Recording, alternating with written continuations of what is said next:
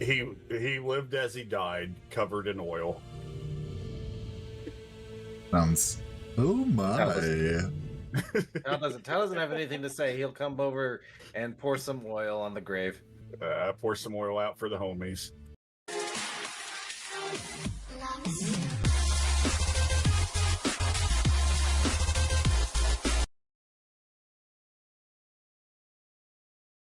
Hello, everyone, and welcome back to the Chaos Crew and Turn of Fortune's Wheel, session 14. I'm Chaotic Vito. You are absolutely awesome. Hey, let chaos reign on this most special session 14 night. You wonder why I'm special? I'm Chaotic Vito, your humble DM for the evening. I know we got our players rip-roaring and ready to go. So let's go ahead and introduce them. Across the way, we got Nameless Orange. Hey, my guy, how's it going? Who you playing tonight? What's going on? Sorry, I'm Nameless Orange, and tonight I'm going to be playing Felmare, a different Felmare. The now human Felmare. Slightly less automaton Felmir. Yep. Perfect. I can't wait to see how he interacts with the party. Amazing.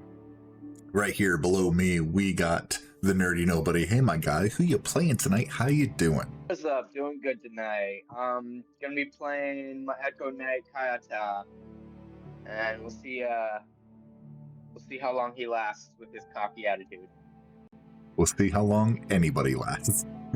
Speaking of lasting, next to him, we got Twisted Fate. Oh, it's down and over. Next to him, we got Twisted Fate. Hey, brother, how's it going? Who you playing tonight? Hi, I am excited to play Echo, my Kinku rogue ranger. Yeah. Echo. Speaking of echoes, segue into Prof. Hey, brother, how's it going? It's going all right tonight. I'm actually able to talk properly.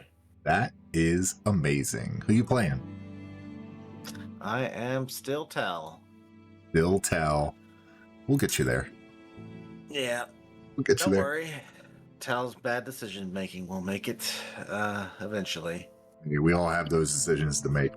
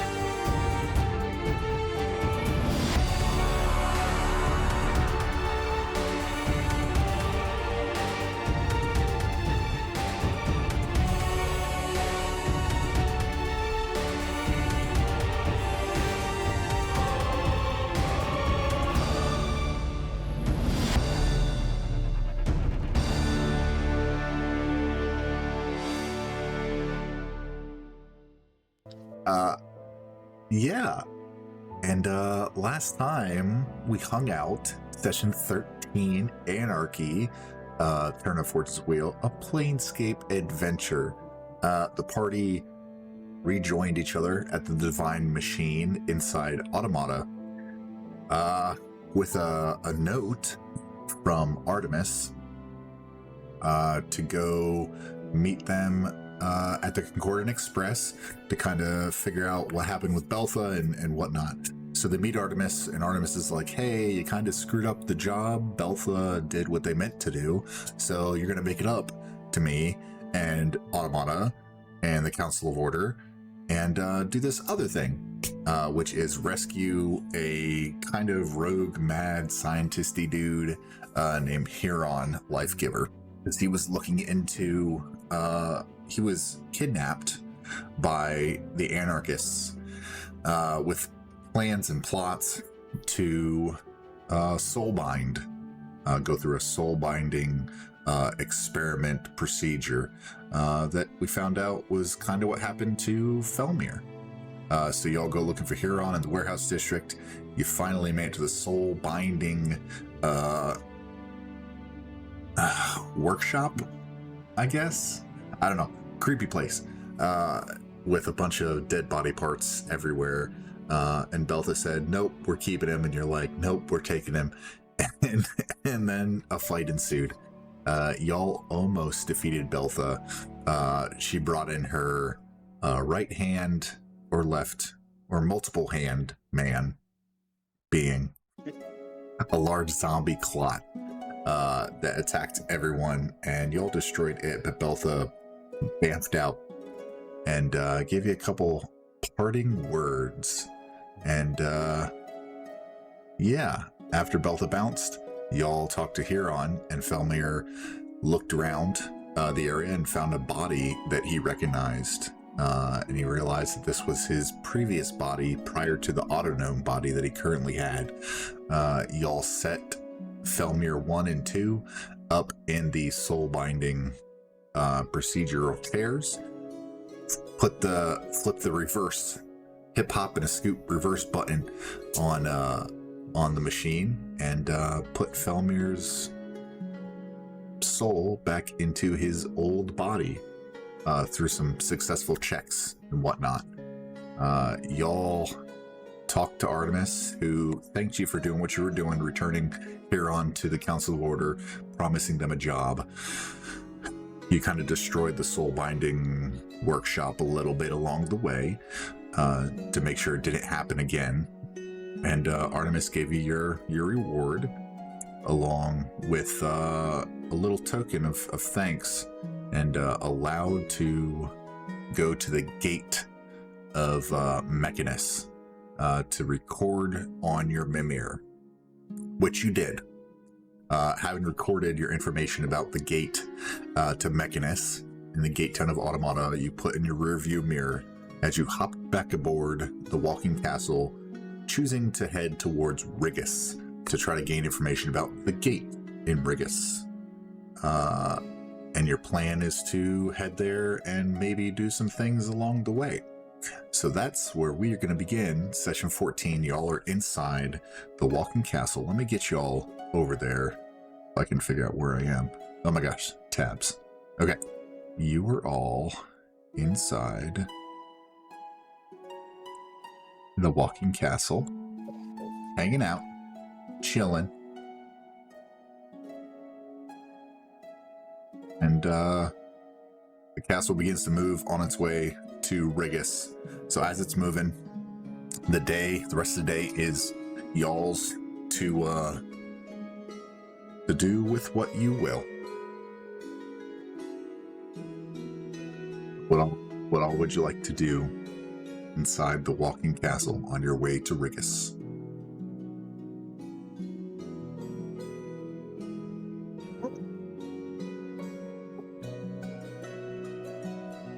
I was kind of chilling on the couch.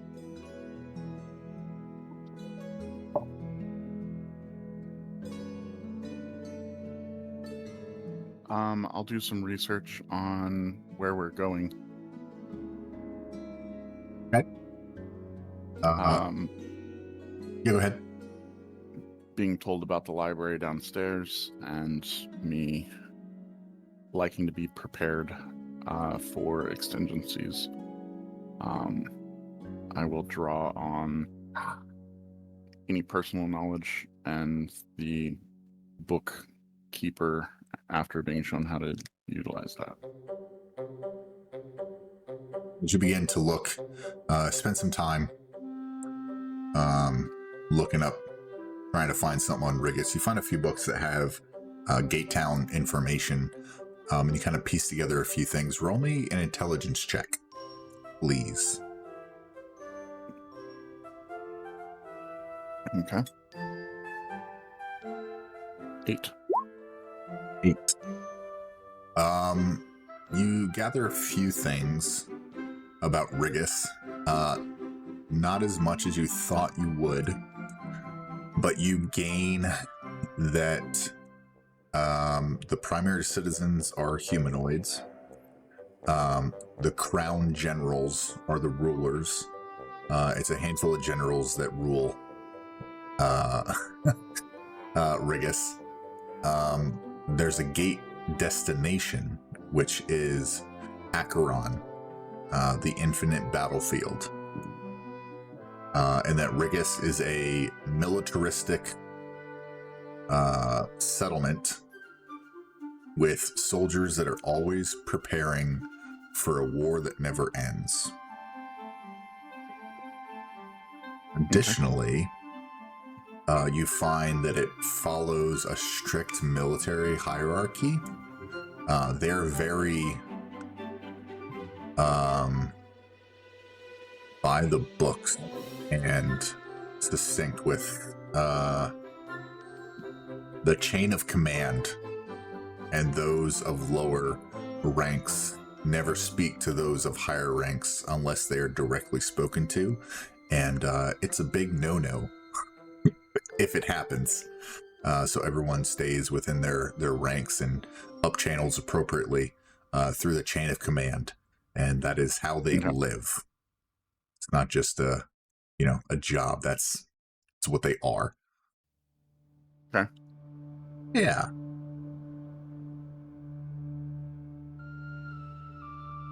Okay. Is there anything specific that you're looking, now that you've gathered that information, is there anything specific that you're trying to hone in on that would you'd be able to glean from those, I think more customs and locations of note. Okay. Yeah, we'll let you keep looking. Okay. For a little bit and have you see if you find anything else.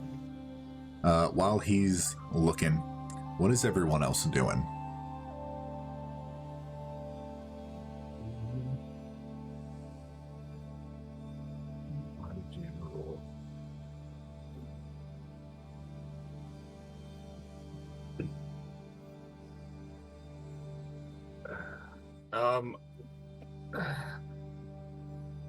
I know it's not after it says when I finish a long rest, but we are on our downtime. Would you allow me to use my infused items? New infused items? Yeah, I have to redo them. Okay. Yeah, we can have you do that during the downtime here. Say it's a couple hours to re-infuse your items. Are you planning on recrafting Mary Poppins? Yes, which will take time as well. If there's enough time, I will. But I'm going to focus on my infusions first. Easy enough? Yeah, so I'm going to use my weapon infusion to get my infused scimitar back, and then I'm going to use my other one. What is it? God, I wish it just showed it on the character sheet instead of back. It's the defense infusion that just gives me a +1 to my. They give me a +1 to my armor class for infuse a piece of armor. You holding on to these infusions, or are you divvying any out, or? No, I'm holding on to these ones. Gotcha. Okay. Easy enough. Yeah, while you're tinkering around, working on your infusions, Echo is looking for some more information about Rigus and the customs and courtesies there within. Kayata, what are you doing? What are you thinking about?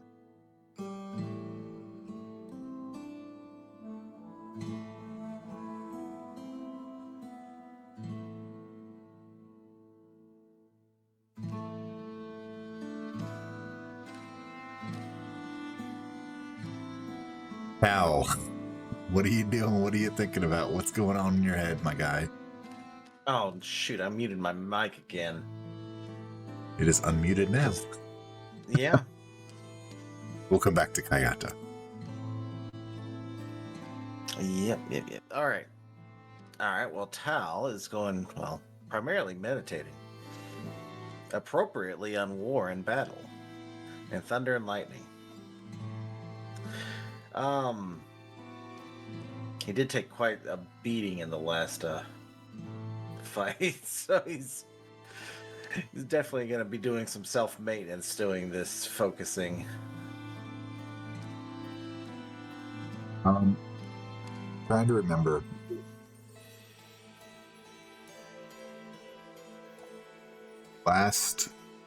When we entered our last session, did we go into a long rest? I don't remember. I don't remember if we did or not. Does anyone remember? do I not would love remember it. We did. either. I would love it to have been one. I swear I remember us taking a long rest.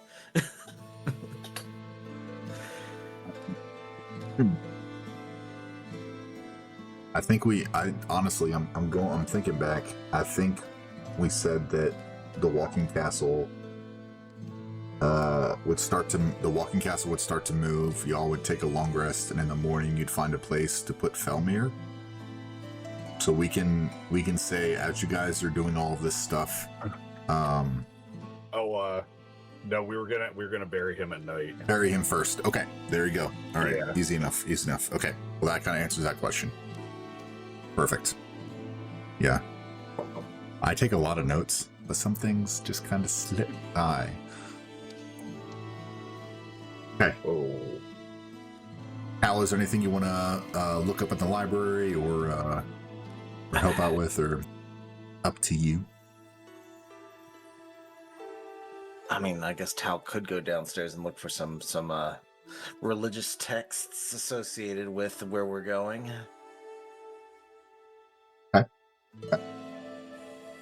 Yeah. Let me see if I actually have something like that.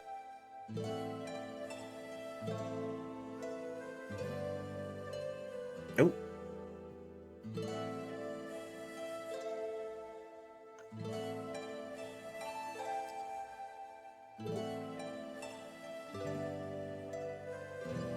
He's got to figure out if he's going to be disgusted or excited about going to the next place.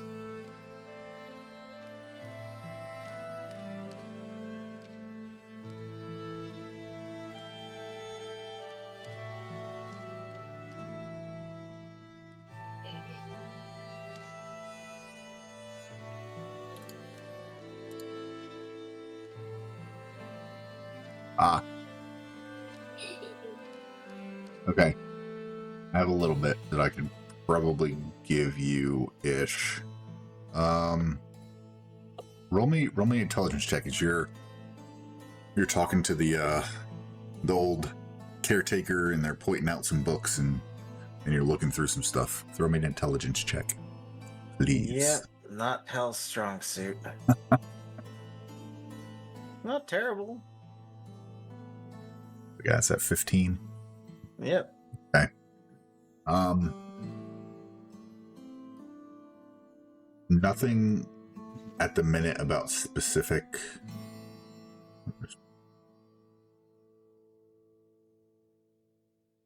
religions.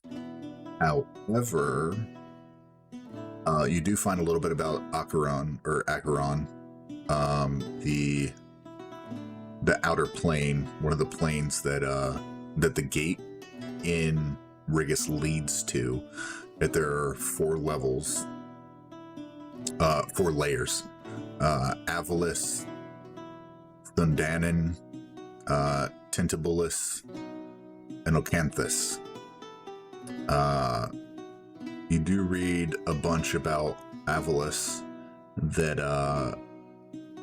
the spirits of the soldiers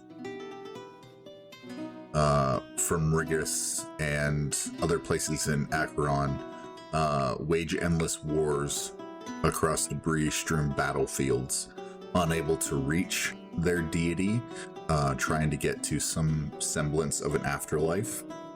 Oh, that's how you do it. They're always searching for their deity in the layer of Avalis inside Acheron. So like a Or- purgatory? What that? And it's a battlefield. Yeah, Avalis is debris-strewn battlefields, all as far as the eye can see in that layer, and that's filled with spirit soldiers that wage endless wars.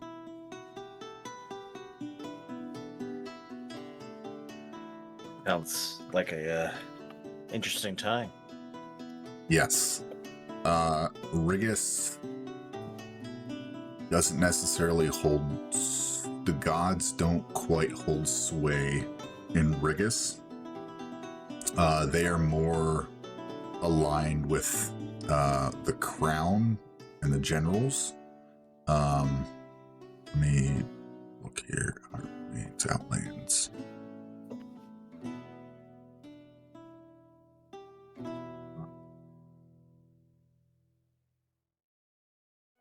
Yeah, it's more Rigus is more marching orders that they take. They're very in line with the orders that are given to them. So there's not much room for gods when you introduce that into what Rigus is meant to be. Soldiers preparing for a war that never ends, right? Then you start to get questions about why they're doing it, so they try to keep that away. But then it all kind of culminates in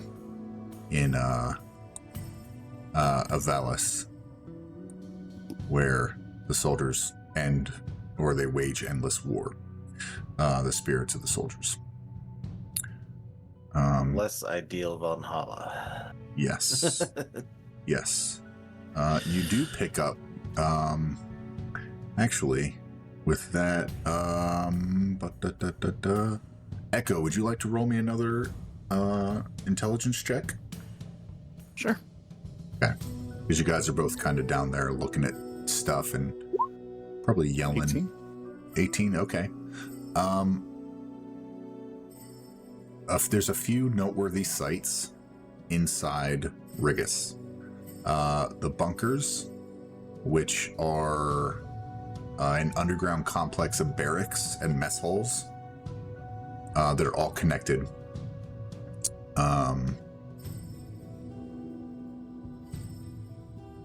There's a place called the Broken Slate that is briefly mentioned, that visitors typically stay there. They don't really stay in the bunkers. It's where everyone else stays. There's a place called the Crown, which kind of piques your interest and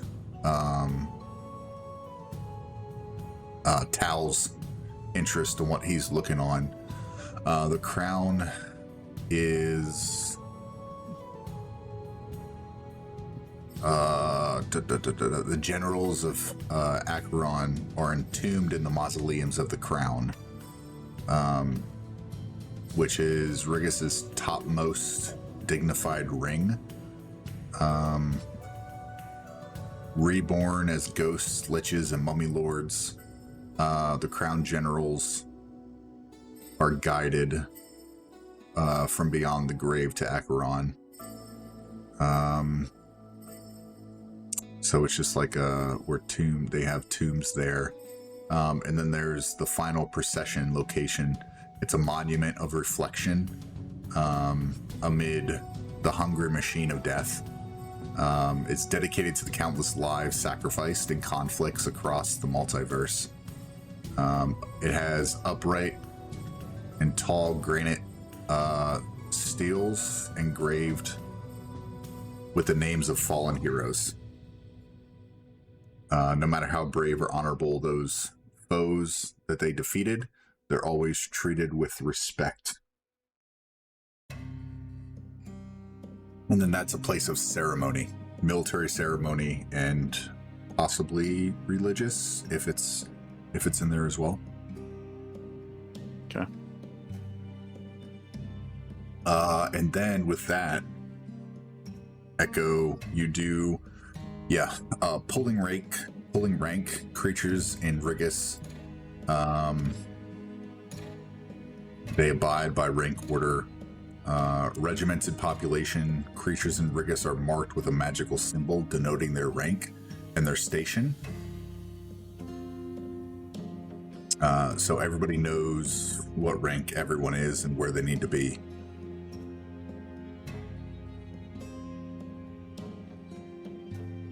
It takes time and ambition to rise through the ranks, and they don't take disobedience lightly. They don't, the officers, commanding officers don't tolerate disobedience. So that might be something to take note of, to let your compatriots know.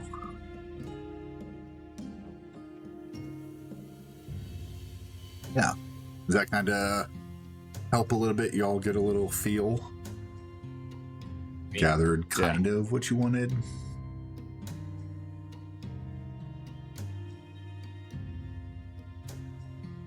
Ayata, are you around? Yeah, my Discord was jumping in and out. Oh, okay.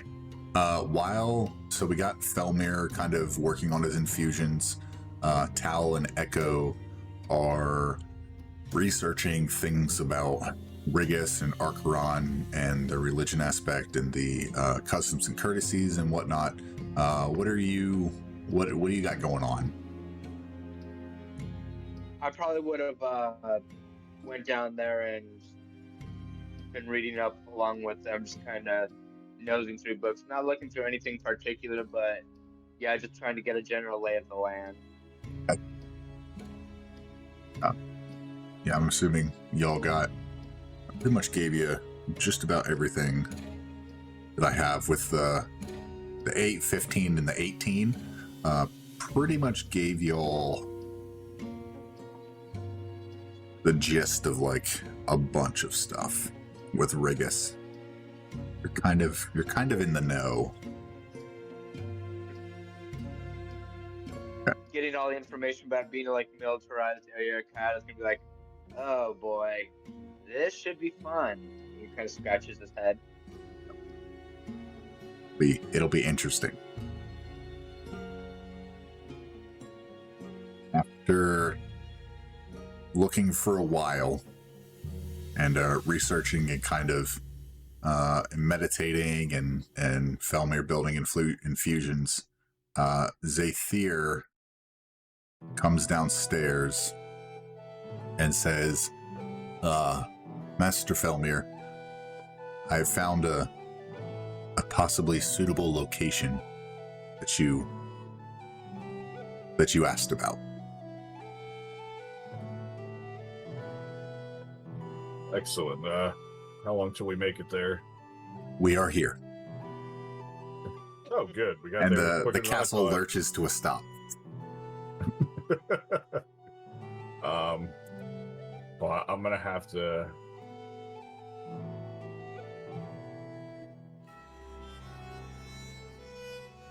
Okay, there it goes.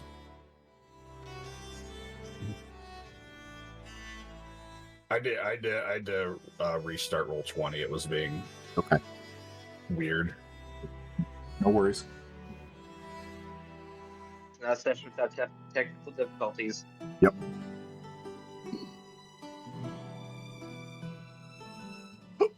If you look outside the walking castle when it abruptly halts, everyone feels the jolt of the stop.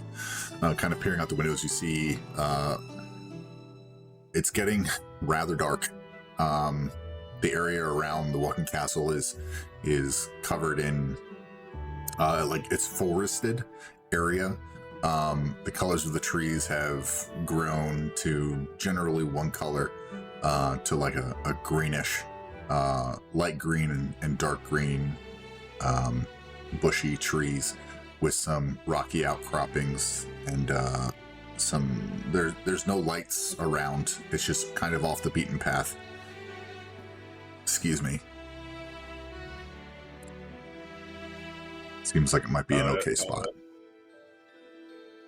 I'm gonna ask her if she has like, I didn't think this through, if she has like any shovels or anything we could use to dig a hole in the walking castle. I think we may have some there's a storage shed. It's like a storage door on the base layer of the castle. It's like out on the veranda, and it's like a little door.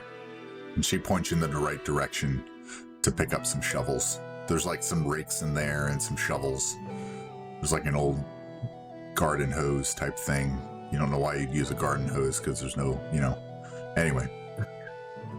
But easy enough. She points you in the direction of some equipment, shall we say. Alrighty. Well, Is everyone heading outside with Felmir? Yeah, I'll be going. Might as well. I'm gonna fly from the castle. I'm gonna manifest my echo, and both me and my echo are gonna grab a shovel. Grab your echo real quick.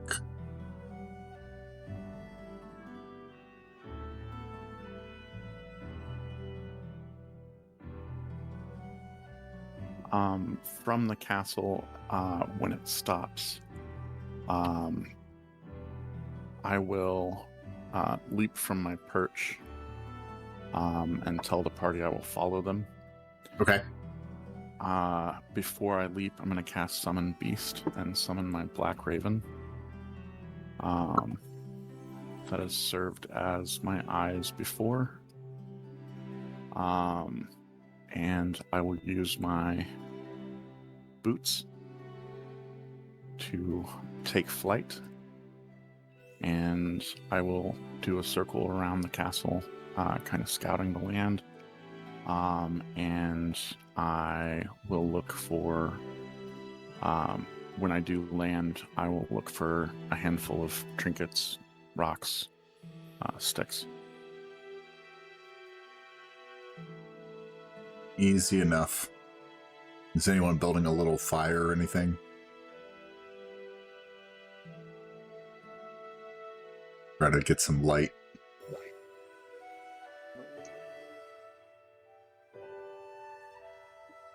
Oh. My pet for the moment is going to stay airborne by quite a bit of altitude. Easy enough.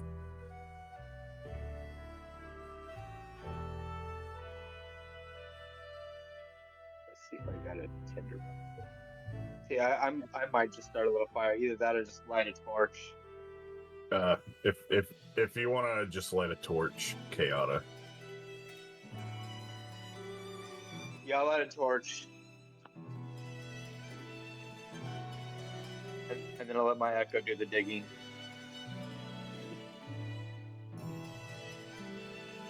Might be as you look through a good spot, there's a decent little bit of area over here maybe, or over here, wherever you really want to start digging.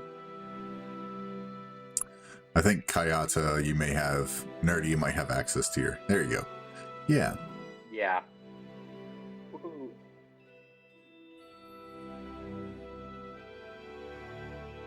I'm gonna assist in the digging as well. I am not helping dig. I am still looking for sticks and stones and stuff. Sticks and stones and stuff. And stones may. Yeah, I'll go and use my hands. And I'll dig like a little hole, and I'll just stick the torch in it and kind of pack the dirt in so that the torch is just kind of standing up on itself, by itself.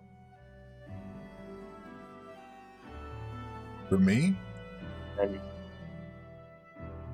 then I guess we'll get to digging wherever Felmir says is appropriate. Right over here should be good.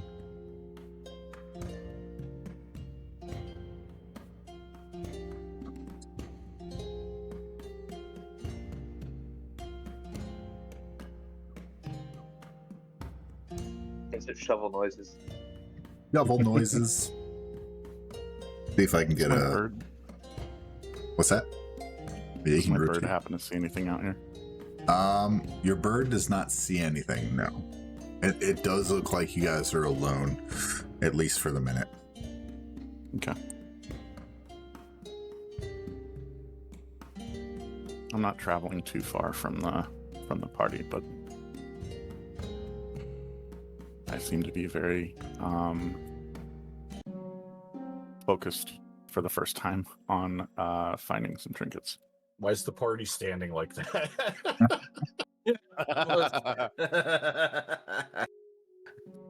Here.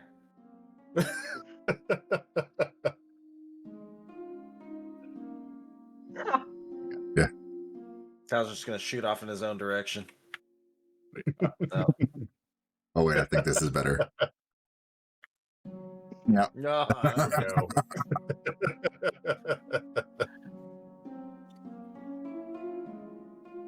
The power. The power. Now we'll just do a little Bill Clinton. Oh God. Jeez. It all depends on what your definition of is.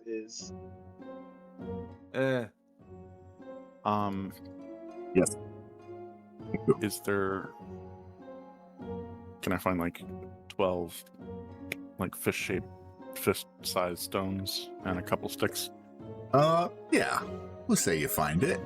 Shouldn't be too difficult. There's some good rocks around. We'll say that. Okay. Need a better. See. Yeah, that'll sound a little bit better. Is there a religious one? Maybe there's not. Emotion. Kind of emotion you looking for with this? Felmir? Bad. Yeah, we got to go sad with this.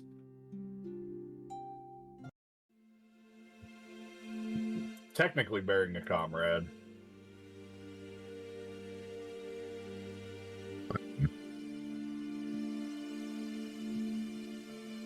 Forward.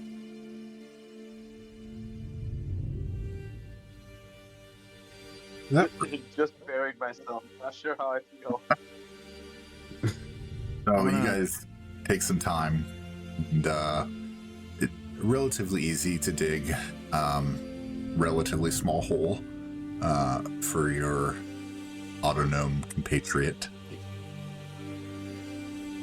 I'm gonna come and complain about not being able to see very well. Standing next to Filner. Yeah. Oh. Yeah. Sure. Can't see Echo. Yeah. So I have like a handful of sticks and stones that I've dropped near you. And I'm kind of like apologetically saying that I'm trying to find better, but I can't see very well.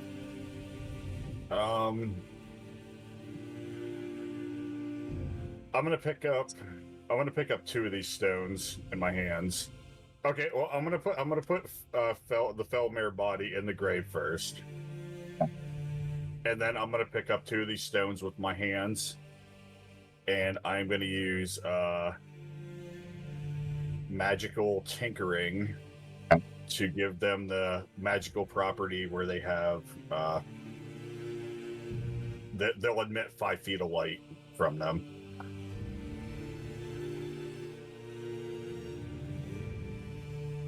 And then I'll hand them to Echo. Okay. Realizing that the grave is already done and the time has come, I'll stay here with the 2 stones instead of going back out. All right. Does anybody want to say anything?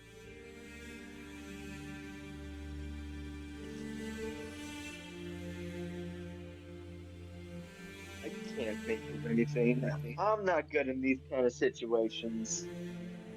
Echo's rummaging through his bags with the stone in his beak so that he can see his belongings.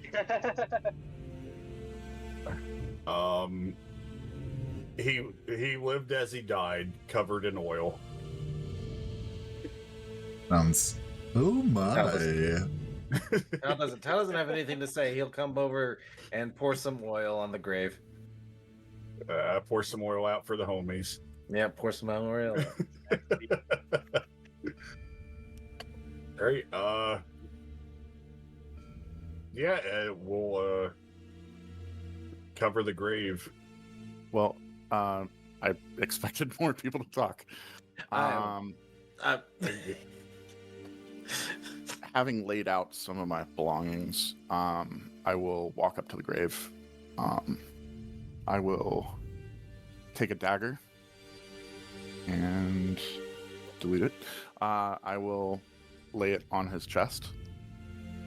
I will take one of the stones first, and I'll lay that in one of his hands or on his hand, and I'll say, "May this guide your journey." I'll take the dagger and put it on his chest, and may this protect you. I will take a small sack of caltrops, but you guys don't know that they are, and I'll put that in his other hand and say, may this keep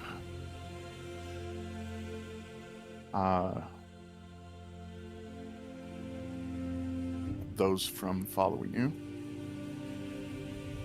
Well, it was so nice, Echo.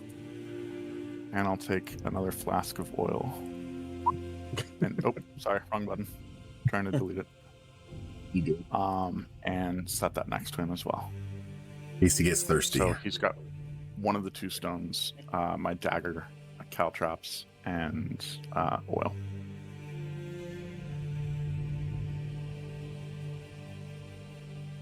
Twisted, go ahead and take a point of inspiration. Hey. All right. Anybody have anything else where we bury him?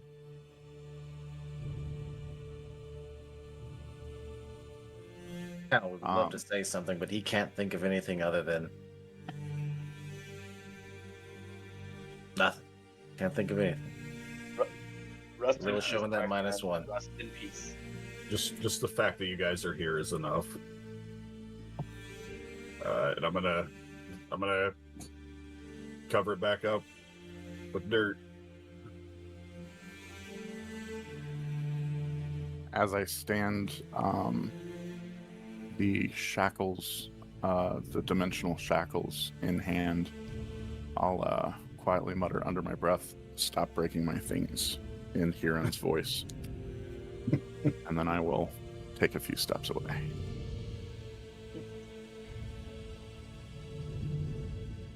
And you all begin to recover. Go ahead. Oh no, I was about to say I just wanted to do something before we leave here. When we leave, I just want to take my time and make sure, like, there's absolutely no evidence to the best of my abilities that anybody was ever here. Like, I want to make sure that nobody would accidentally stumble on this or have any indication that something is buried here. Roll me a nature check. Oh boy.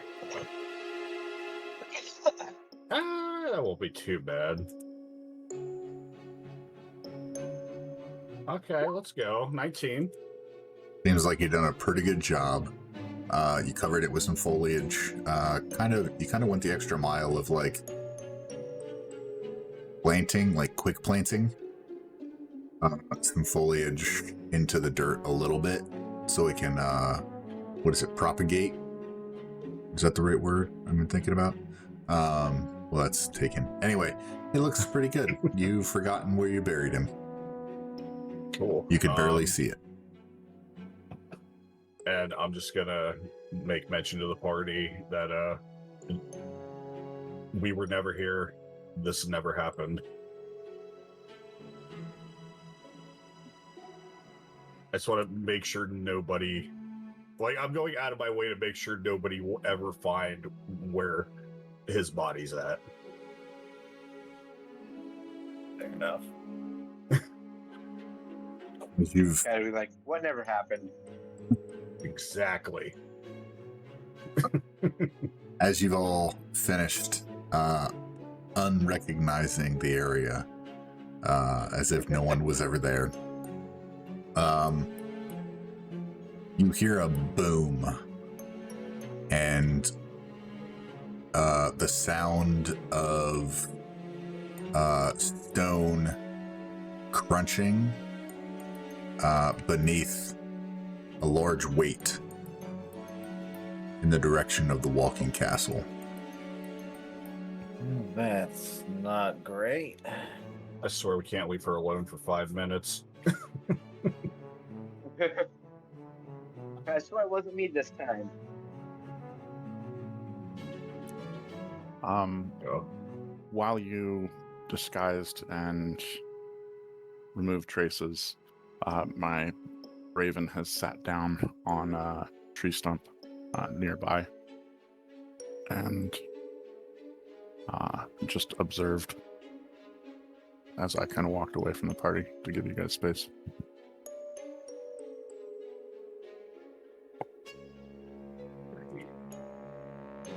Yeah, I'm gonna snatch up my torch and go investigate the sound. Yeah, we should probably get back to see what's going on. Ayada, you said you were investigating the sound. Yeah. As you all get kind of closer to the walking castle, you notice coiled atop the walking castle in the dim light of whatever's left of moonlight and daylight, possibly, is a mighty pearl-colored dragon with branch-like horns. As you get closer, Kayada, its brilliant eyes fix on you in a warm, slow voice that sounds as though it were coming from far away. It says, "My old friend, how good it is to see you again." And it hops, it flutters down,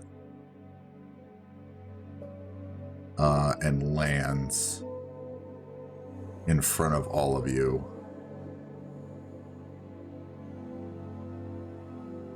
And it just coils slightly, and it stares down at all of you.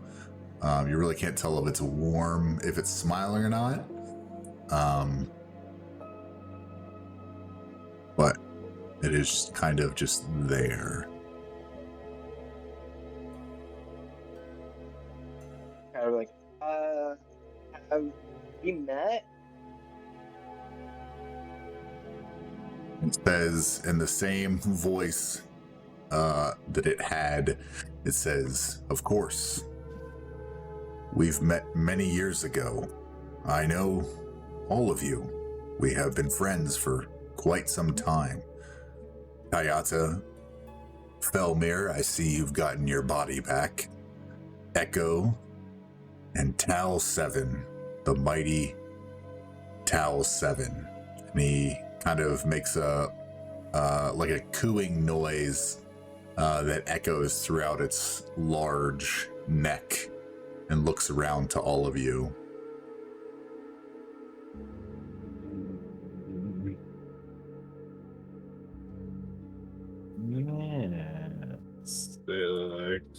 Yes, I don't seem to recall you, though. Would any of us recall? Or feel any kind of familiarity? It's not the guy from... Go ahead. Sorry. I was going to say, it's not the guy that Pops was hanging out with in Fortune's Wheel, is it? No. Oh, no. No, that was a white dragon. Yeah, that's true. That's like the only one I could have thought of.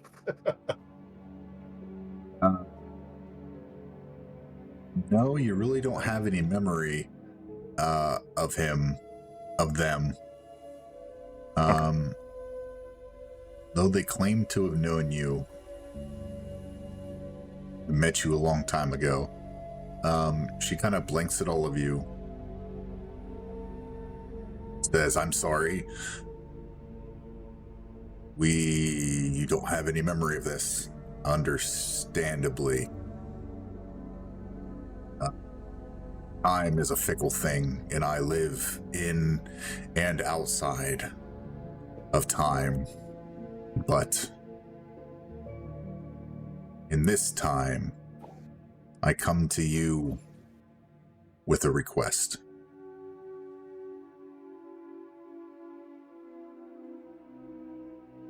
What do you request? It's hard to trust someone that you don't remember knowing. All will be revealed in time. I unfortunately cannot divulge much because it will change the outcome of what is to come. Just know that you are on the right path. And lean down to all of you and reach out their clawed hand, and inside it is a little talisman, and it begins to hand it to you guys, and they say, "Give this to the one who sees silver." Oh, I think we lost someone. Yep. Who do we lose? Nerdy by the sounds of it. Yep, nerdy. Well, you can jump back in. Give it a second. Nameless, Oh. I messaged you. There is nerdy. Yeah, we're in the middle. They say their name. Renis Nopra. Let me share that in the chat so you'll have it. Says you may not remember the name, but in time you will know it. Renis Nopra. I hate dragon names. They're so they're really cool, but they're really hard to get right. And handing you guys the talisman, says, "Give this to the one who sees silver."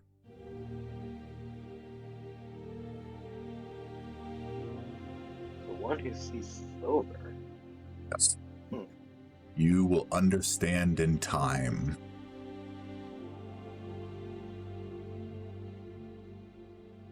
She makes another chortle in her large neck. Says, "Now, time is of the essence, and I must back to it." Before you go, does this have anything to do with our current condition? Everything has to do with your glitch condition. Everything and nothing.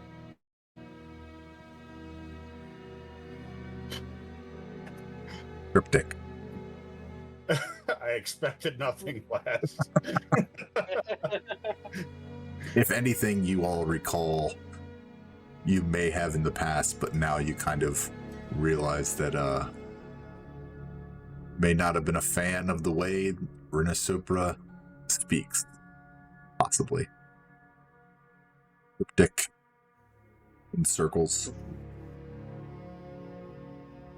You get the feeling that they don't want to divulge much because they do not want the flow of time affected by knowledge of what has to come, or what will come, or what may come.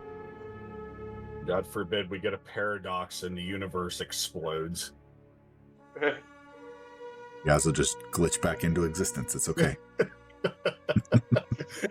You guys will be fine. Emptiness of space. Oh my god, we're in the back rooms. Yep. Can Echo roll any kind of Arcana check or anything on his talisman as he focuses on it, and kind of the voices kind of trail off as they have a conversation? on the talisman that Renasupra hands you all? Yeah. Yeah, roll me an Arcana check. 23. The talisman that's given to you, it looks an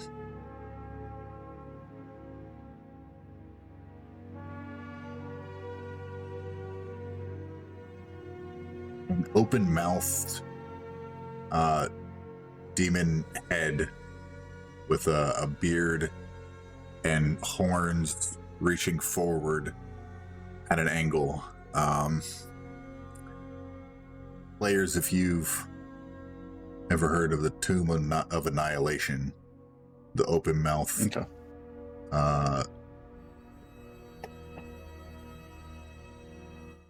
It's got green inlaid gems. You gather that this is a talisman of the sphere, which lets you control a sphere of annihilation while you're holding the talisman. Okay.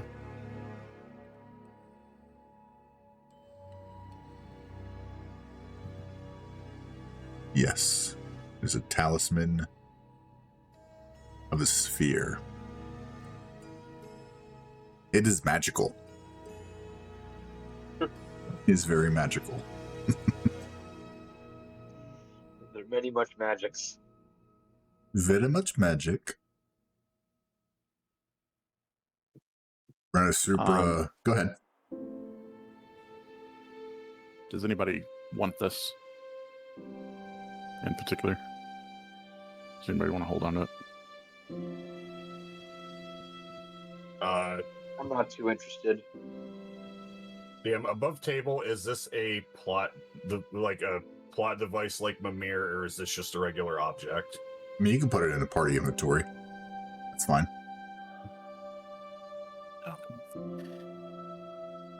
We'll stay there. Echo will kind of peck at the gemstone for a second before somebody snatches it. Indeed. Let me see if I can.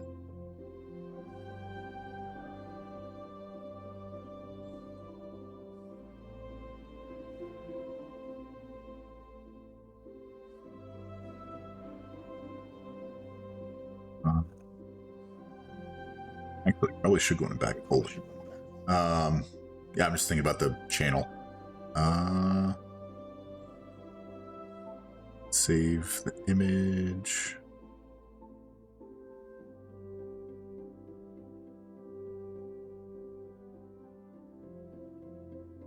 Doing things. I don't know why I didn't do this before, but being done now. Okay, if you check the bag of holding channel, that is what it looks like.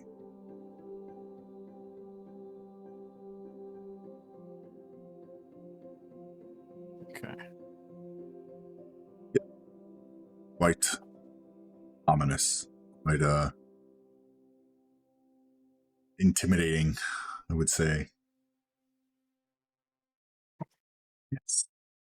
I've gone ahead and put it in the party while you did that.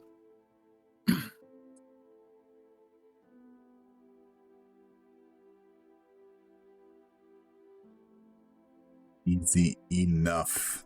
As Renasupra, go ahead. Can I try to detect portals within a mile of me? Yeah. In the fact that this magical being tracked us down, I'm thinking there might be something somewhere.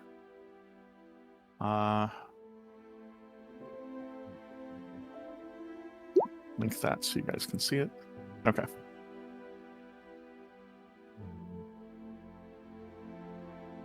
Here.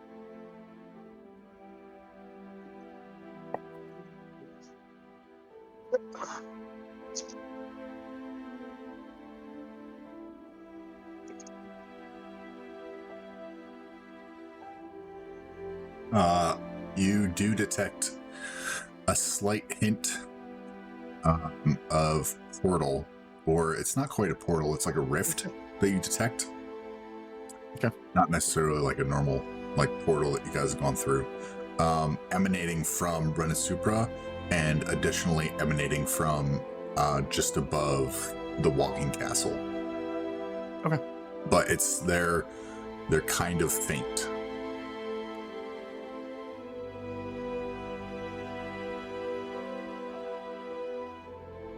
Yes. Renasupra, well, kind of smiles down at all of you and says, "Until we meet again, my friends, Felmir, Kayata, Echo, Tal 7, stay the course, use your instincts, and above all, enjoy yourselves. For the time will come when you will know your true self." And Renasupra, large wings will flap, the air around you will gust, and Renasupra will rise into the air and begin flying.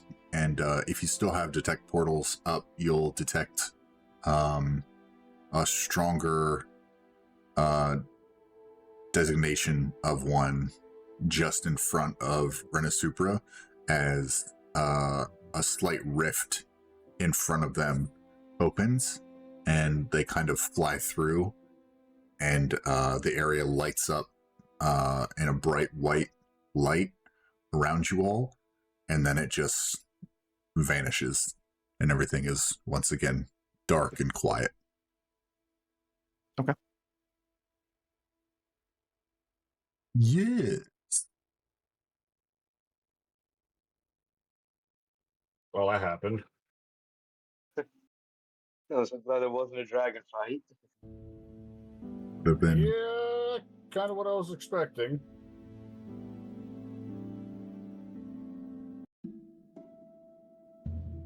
the unexpected. Well, at least the castle wasn't in danger. I suppose that's what matters. Y'all getting back on the walking castle. Yeah. Bring y'all back over there.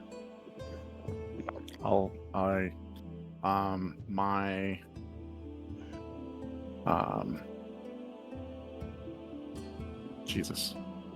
My summon beast flew east Okay. while we headed back west. Okay. Took off shortly before the dragon appeared. Was sitting on a stump observing us, and as Felmir stood finishing his task, the raven takes flight and heads east. And dragon thing happened, and we're here. So Is your summon gonna come back to you? No. Got it.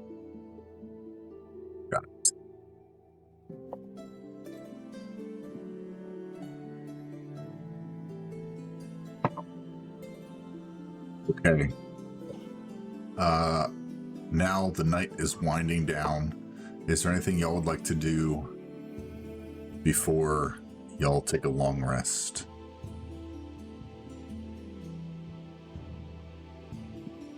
I'll fly up to my perch and crawl in my window. And try to seek the person in charge of the castle. Yes. Easy enough. Zathir is at the Castellan, kind of replotting to continue the course to Rigus in the morning.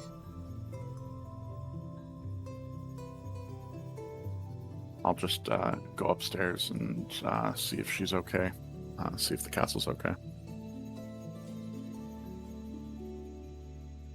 He looks at you and she kind of smiles and she says, "It's always something when you have guests. You never know what's going to happen.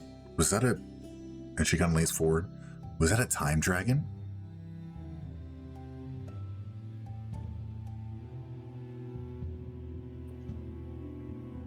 I'm eager to know. Would we know? Yes, if it was a dragon. Give me a nature check. I love how she just like, was that a time dragon? He was watching. You assume she was probably Nat- staring at it from a window. Yeah, true. Nat 20. Nat for 20. 21. It was an adult time dragon. Yes. I will say that I'm not quite sure. Interesting. Well, and she like starts taking scrolls out of like places in her clothing and has some quills and stuff and says like hands you some and says, would you mind recording your meeting and everything about the being that you've encountered? We can add it to the library. And she gets like super excited. I'll kind of lean in and ask, instead of adding it to the library, maybe her personal collection.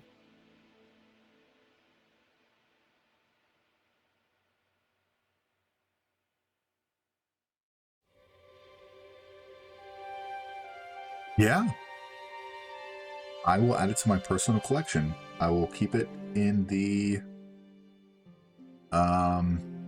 in my office, not in the general library, if that is what you wish. For the time being, I think it's safer for everyone.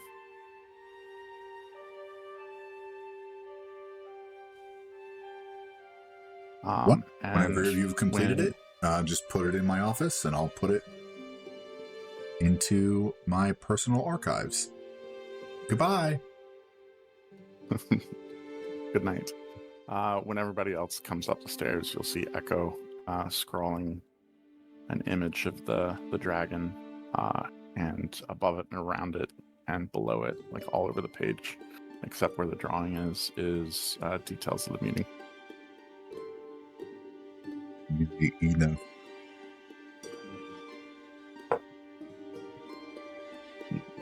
And I'll mention to the party that I believe it was a time dragon.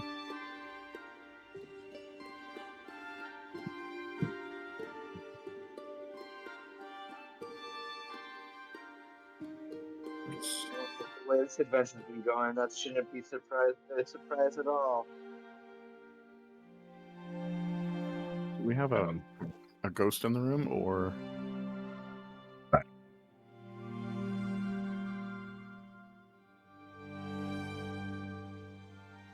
Oh, is that mist from the gravesite? Couldn't be. What is that? See if I can. It's a spy. Kill it. I wouldn't have noticed it if it wasn't spilling onto the table. I don't recognize that at all. Not This on robot any. Velmer's ghost. I'm going to roll initiative as the temperature just drops. No. Wait. That was a surprise. Not in the foreground. Not in the GM layer. Okay, it's not there. Cool. Interesting. I have no A real idea. ghost. I didn't know if it was your mist effect for the grave scene. No. Okay. Could be, but I don't know. It's weird. Weird. Nope, not meant to be there. Speaking of, did y'all notice that, like, the new update? The doors look weird. Yeah, they did an update. It just crashed my page. I touched a door and it said nope. Mine crashed too, and I didn't touch anything. Yeah. Doors, always our worst enemy. His roll 20 Doors crashed are so hard, open. other people's are crashing. Doors I rolled are inside on the open. door. It is a door, but it's a very menacing door. Can I poke the door with a 10-foot pole? Oh, jeez. Sorry, you look around, you can only find a 9.5-foot pole. Is there I have a anyone else 10-foot doing pole in my anything before y'all take a long rest? Anything y'all would be interested in doing? You don't have to do anything. I'm Outside just of- asking. Outside of inquiring about the random mist, no. Before I go to bed, I'm gonna spend time building the new Mary Poppins.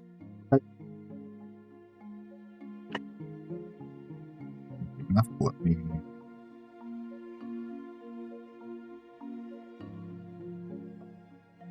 Can I, having some connection to Felmir being a being that repeats words, even if for a short-lived time, have that connection with you and spend some time with you just observing? Yeah. Okay.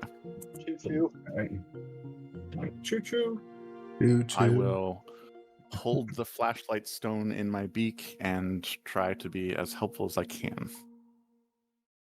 while staying out of the way and handing you the wrong tools when you ask for them. That's kind of like a kid trying to help his dad work on the car. Like, no, you're not holding the flashlight the right way. You have a Grab his controller, but it's not plugged in.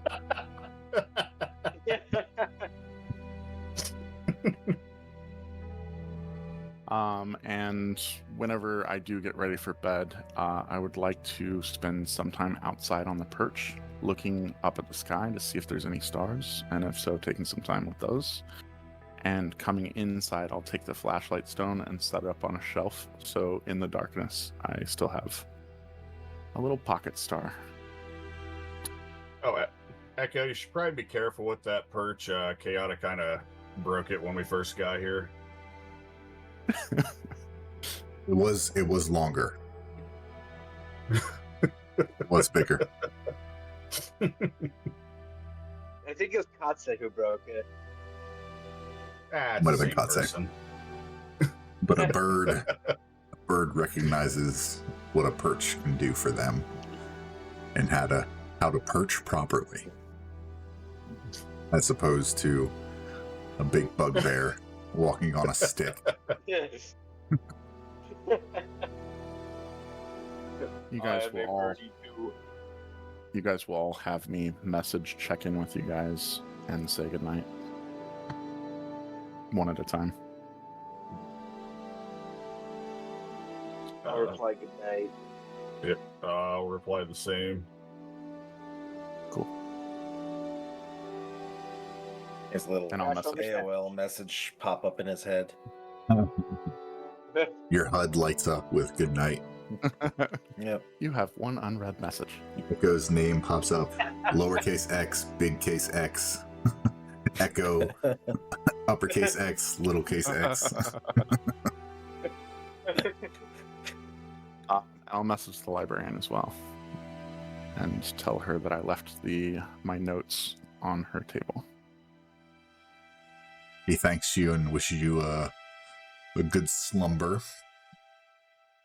We have a little bit of a ways to travel tomorrow, she says.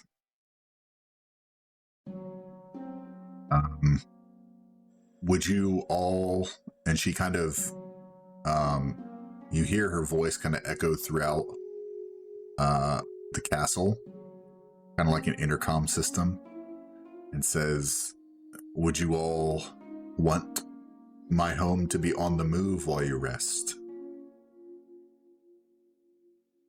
Will you be able to sleep during the movement?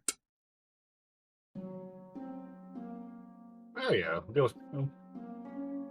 probably, like rocking us to sleep.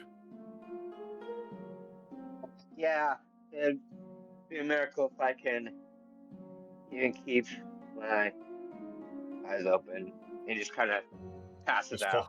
falls asleep on the couch. At some point in the night, I will not be able to sleep, and I'll fall asleep outside on the perch. Neat. As the castle up and begins to slowly, step by step by step, slow, methodical, large movements in the direction of Rigus. You all eventually get to sleep and gain a long rest as the morning approaches. Yay. Yay! Let's see. I can confirm it apparently. The emotion. Emotional damage. Lifting.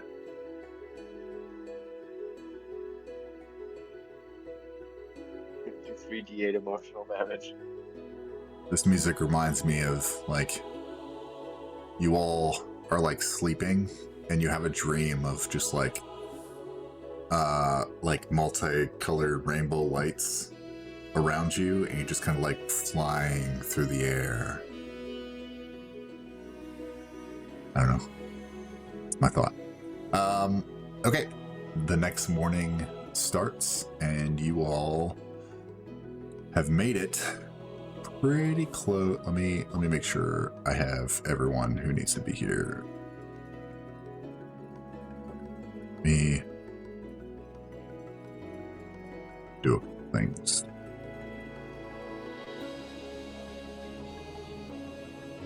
Is a next morning.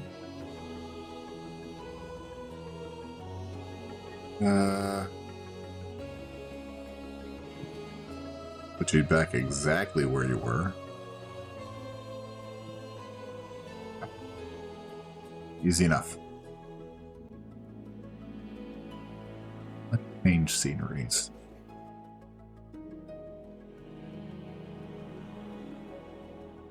All right.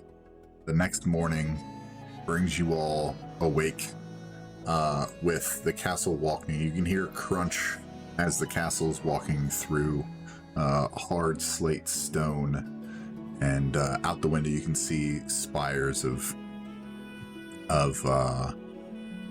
rock and dirt and stone as you're entering a somewhat barren wasteland around you.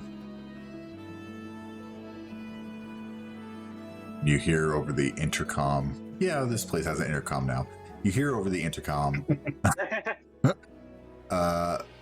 Good morning, fellows. We are approaching Rigus. What's that? Yeah, this is your pilot speaking. Yep. Is this thing on?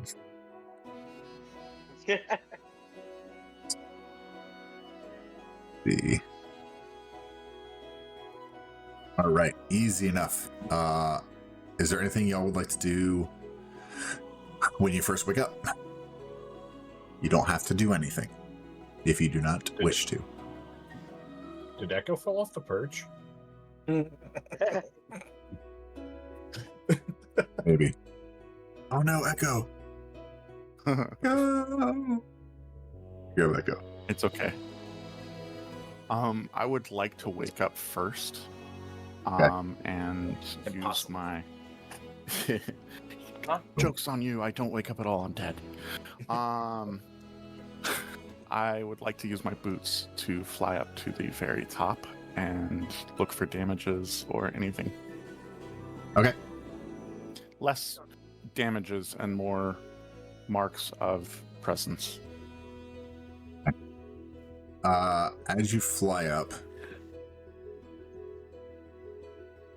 you get to the top and you really don't see, I mean, you see a little bit of crushed stone and like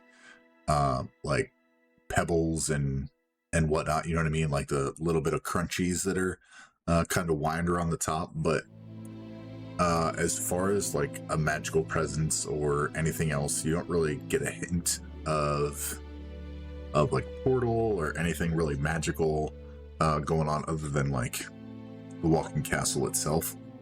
But you do notice in the sunlight, you look over and you see from a flat, dusty plain rises a 7-tiered hill girded by Ring after ring of iron battlements.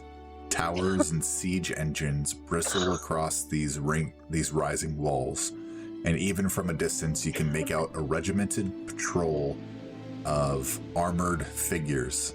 Simple structures and homes squeezed between the town's daunting fortifications.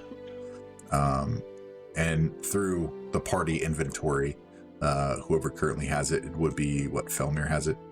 Yeah. Your Mimir chimes as you draw closer, its glowing eyes pulsing in time with a distant drum beat.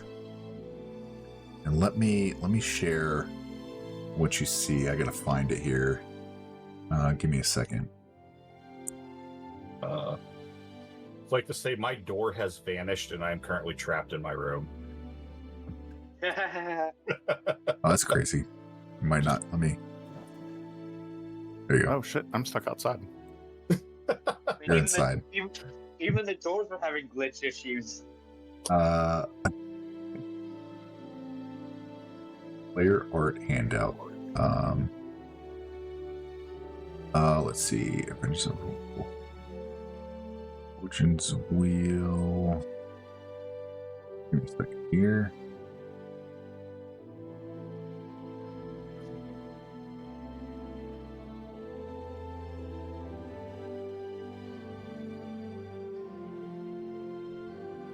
Who's Michael?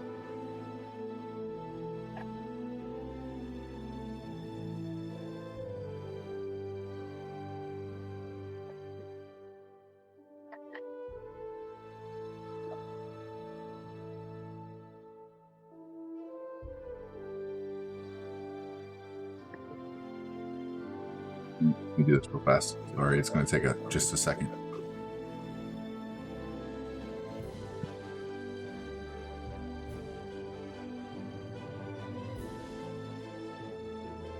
Thought it automatically had it in there, but it did not, and I want you guys to see it.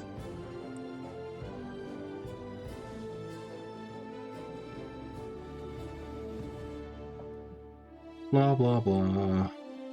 Sigil in the Outlands. Where are you, Rigus? There you are. Yeah, it's so weird. It doesn't have it. Anyway, I am putting it here. It's loading into Roll20. Okay, it is saved. Can the three of you add 100 gold to your personal sheets? Just while we do that. So I'm now showing you Rigus. It's in your player handouts now. That is what is seen. What were you saying about 100 gold, Twisted? The last place we fought, I got 320 gold. So if you guys, in waking up, I make the rounds and give you guys a stick to remember the last night, and 100 golds. Cool. Well, thank you.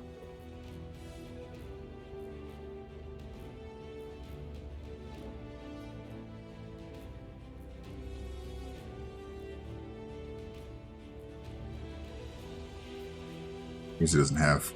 Anyway, it's wild. Okay. Neat. So y'all got your cash from last time?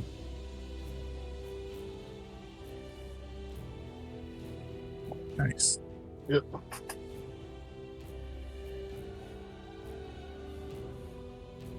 How far are we from it still? I'm not entirely sure. I'll be knocking on the doors, waking people up, and telling them what I've seen of the city and that we're close.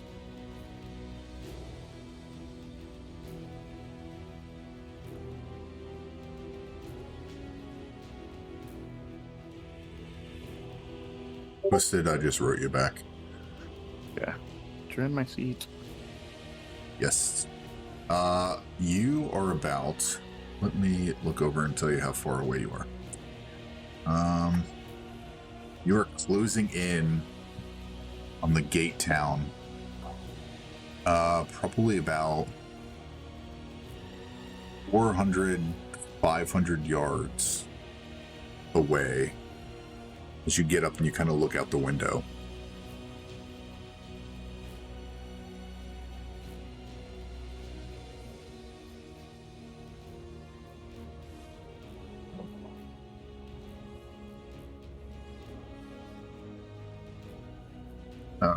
As you begin to get closer, just a little bit, you hear from that distance blaring horns coming from the gate, coming from Rigus, just in general, blaring horns.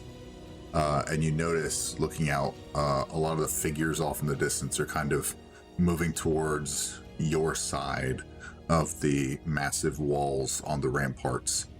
And you see a tiny speck in the air coming toward your castle. I'll message the librarian and have her stop the castle where we are. Very well. I heard the horns. You may have to talk. And the castle abruptly just stops in place. And moments later, you see a red armor-clad individual flying towards you, approaching the walking castle. As they become closer, within about 100 yards, you hear a loud voice. You see a human soldier wearing rust red plate armor flying through the air. He comes to a halt as he gets several dozen feet away from the walking castle, and in a loud, booming voice, you hear, "I am Corporal Pyung Shu, representative of the Crown Generals of Rigus."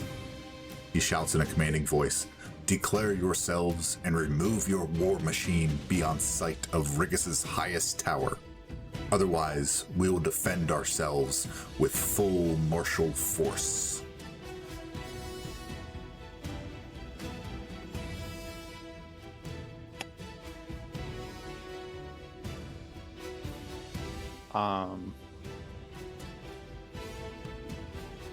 Does anyone want to take this?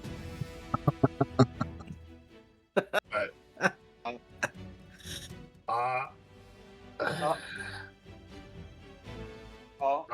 walk out and I'll put my I'll clench my my fist and place it over my chest, as in kind of do a salute, and said, "I am Chaos Knight Kayata. This fortress is not made for combat. It is merely a means of travel. We do not mean any aggression." Can I, hearing that, cast message and have the librarian take one step away from the city and then put it in park again? Okay. The walking castle begins to move. The captain in the air kind of readies himself slightly, but sees the castle start to move slightly away. Kayata, make me a persuasion check with advantage because of Echo's assistance with the castle. All right.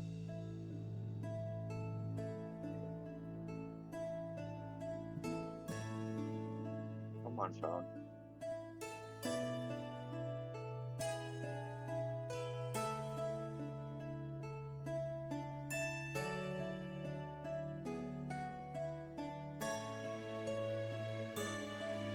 And persuasion with advantage. Yes. Okay. And you.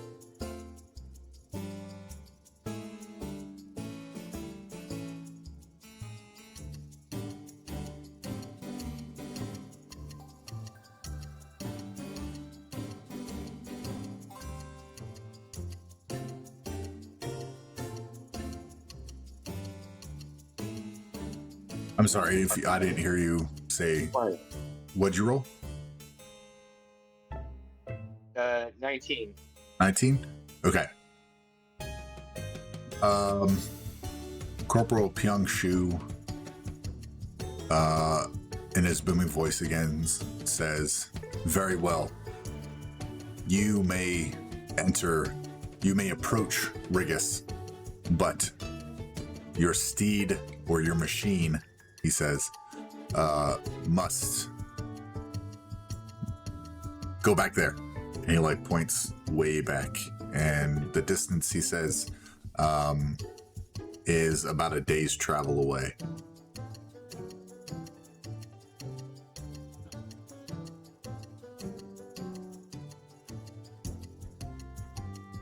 Can we dismount here? Yeah, So the that we walking don't castle have a can day's drop worth you. of travel? Mm-hmm. Okay. I'll cast message and update her on the desired place to await our return. Okay. He says, "Yeah, I'll take the castle back a ways, and then I'll await your message to return."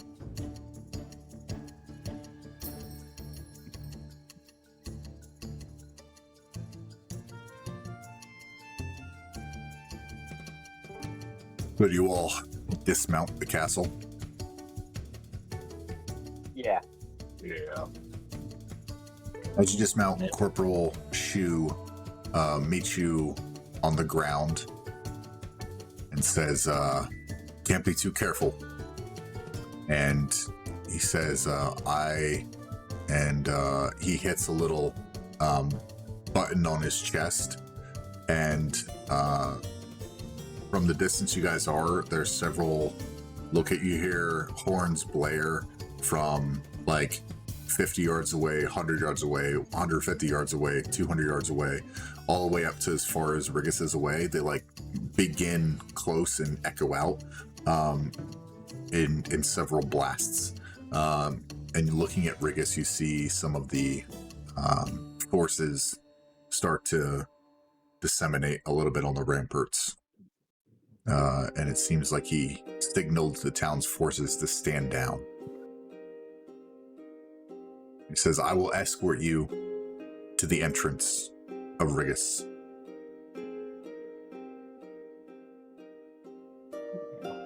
We do appreciate the escort. It's my job.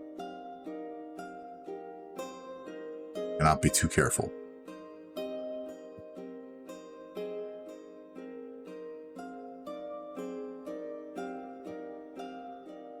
Someone trying to invade or something? We're always preparing. Many seek to... What was that? Sorry, that was my bad, and it was very loud. No, you're good. I just caught a hint of it.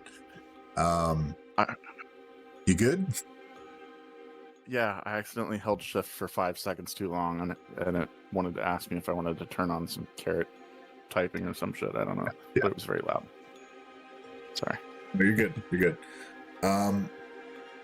Corporal Shu says that we've been having some issues from Acheron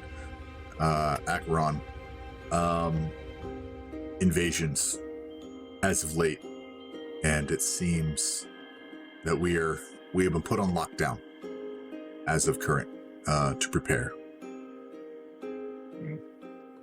Why would they be trying to invade you? That is the question. I do not know. I'm just a welcoming party. But as you can see, we are the greatest military might in the multiverse. Why would you not want what we have? And he like stands up proudly. Pat kind of looks at the party. He gets a little grin on his face and goes, "Side quest, anyone? Side quest?"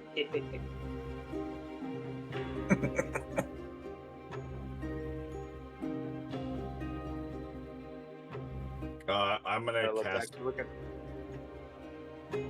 No, go ahead. I'm just gonna look at the city and think, yeah, I can see why you're proud of it, though. That is a beauty. Indeed it is. Centuries of toiling and strict regimented training has built us to the greatest militia in the multiverse. I'm going to cast message and send it to Echo, and I'm going to say, I have a feeling we're going to get in a lot of trouble here. Yep.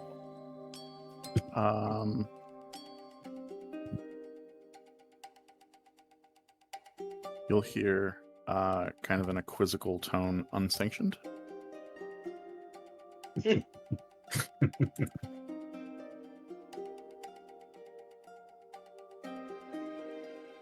As you go ahead. In one of Echo's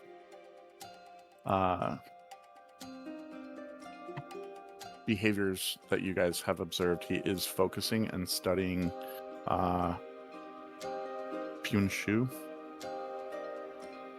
the corporal that is accompanying us. Punshu? Yep. Yeah. Studying for words, catchphrases, and mannerisms.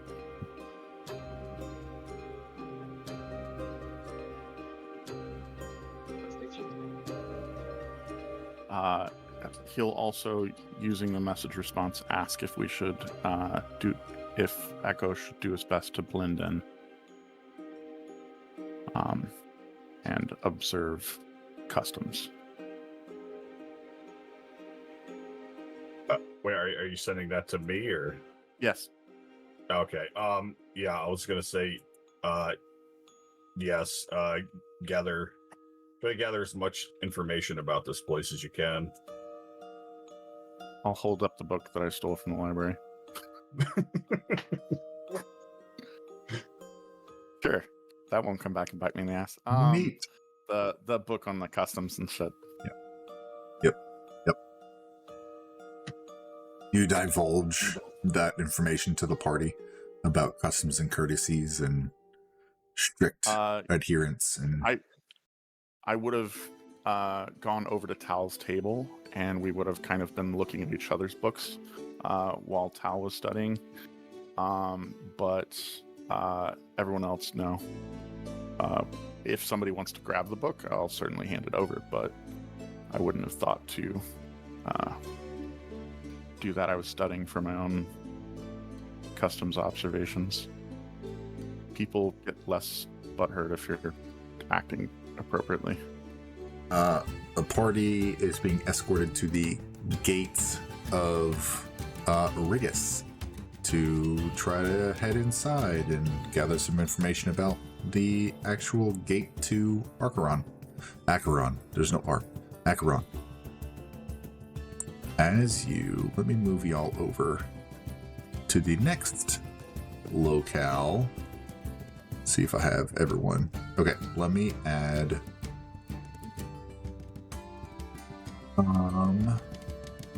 Mary Puppet-Uppins. Oh, I like her Puppins 2.0 token. It's a nice update. Oh yeah, I didn't. Yeah, she has that, and she also has. You can't see it in her token, but she also has like robotic wings now. That's cool. Yeah. Okay. Gotcha. All right, let me zoom in a little bit and move y'all over to the map. Y'all should be here now, right? Yeah. Okay. Next. Description incoming. Maybe. Okay. There we go. As you get closer, soldiers wearing... I'm going to reread this since we're coming back from a break. Soldiers wearing plate armor stop those attempting to enter the gate town. While soldiers are waved through with a few words, others undergo more rigorous questioning. Most are given some sort of badge and move on, while a few others are brusquely escorted away. You see in front of you 10 guards, ish. 10-ish guards on the exterior of the gate, questioning people as they come through. As you all get closer, Corporal Pyeongshu beats feet. He flies up over the ramparts and disappears, leading you all to queue in the line, and more lines to queue in, to enter Rigus itself. As you get closer, one of the guards begins to ask you guys questions. The first one that it asks is, have you come to join the army of Rigus? Or proceed on the wars in Acheron?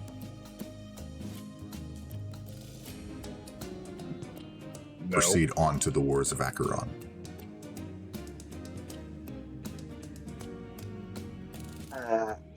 I guess proceed on to the wars. I'm not really here to join an army. What is your business in Rigus? I'll look at whoever has the mimir. We need to get to the gate of Acheron to record something for this mimir thing. And he kind of be stumbling over his words, and he'll kind of look at the bars like, anyone want to kind of fill in here and take over?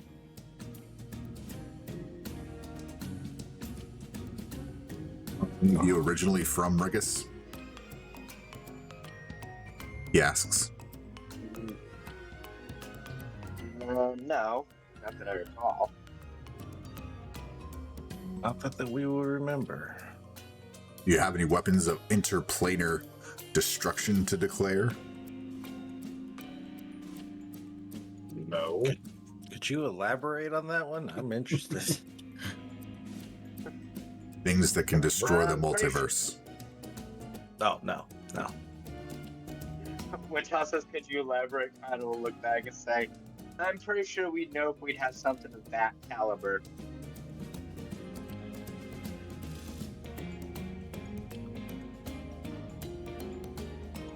And the guard says, very well, here. And he kind of waves you all over and gives you all a gray badge that can be worn as a pin or a medallion. It says, all right, proceed through as visitors. Thank you. Fido will place the pin on his shirt, and he'll do like the same kind of salute he gave General Ping, and then kind of nod his head in respect and walk along. The salute you gave who? The General Ping Shao, young Corporal. Purple shoe. Corporal. Yeah, Corporal Shu. Unshu. As you enter the gates of Rigus, see the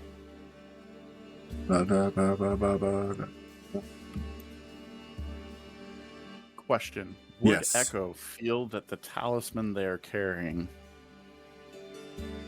be considered a weapon that was just asked for?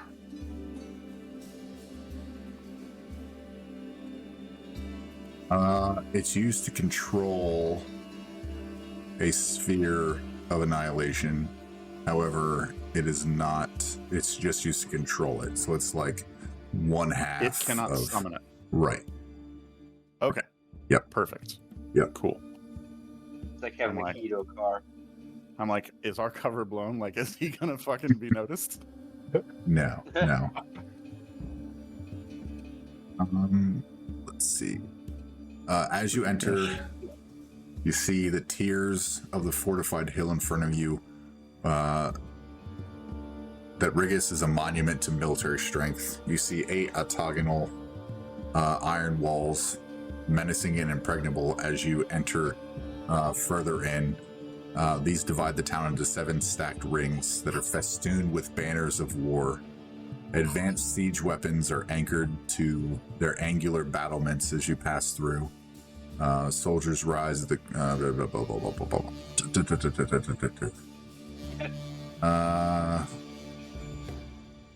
you hear balls of brass horns and the drum of marching boots and cadence calling, sung by the warriors honing their bodies for an unending war as you continue further in. Yeah, and you are all inside Rigus now.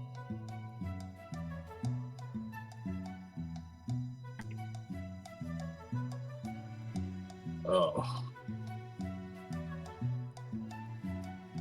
Well, what would you guys like to do first?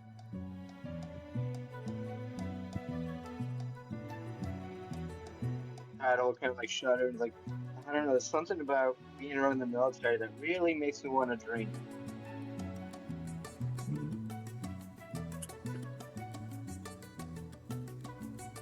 Chow?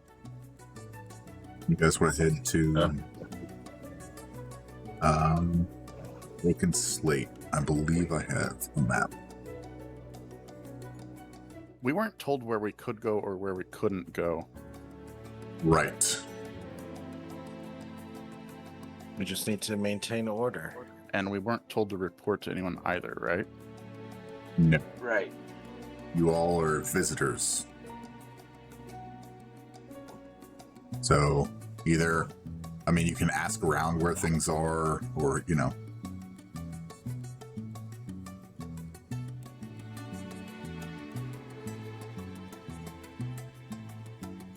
Stuff around.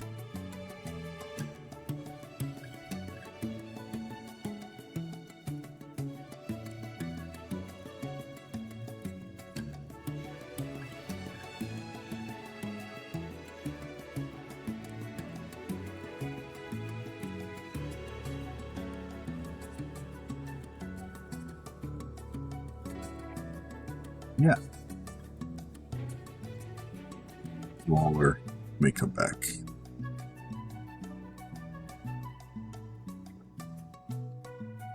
If Yeah, you see soldiers and everyone has different badges on, denoting different ranks by different color badges as they walk in formation, out of formation, to and from where they're going. I want to try and pay attention to see if I can't, like, based on everyone's, like, mannerisms and behaviors, kind of denote which badge is which rank, like, color-wise. Oh, good call. Yeah.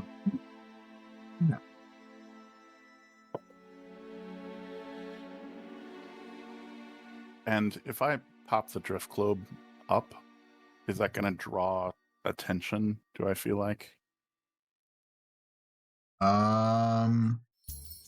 Give me an insight check.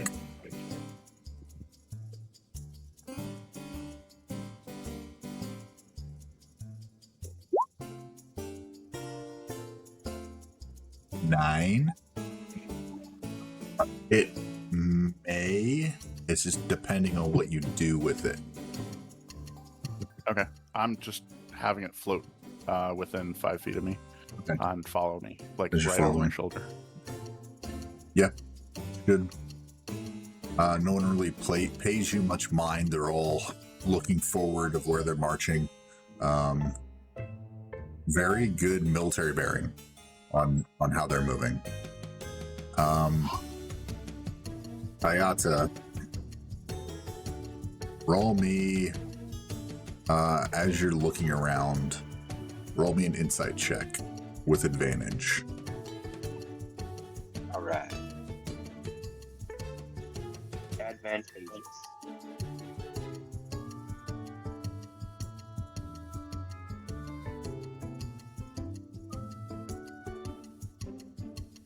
We're looking at a 10. Okay.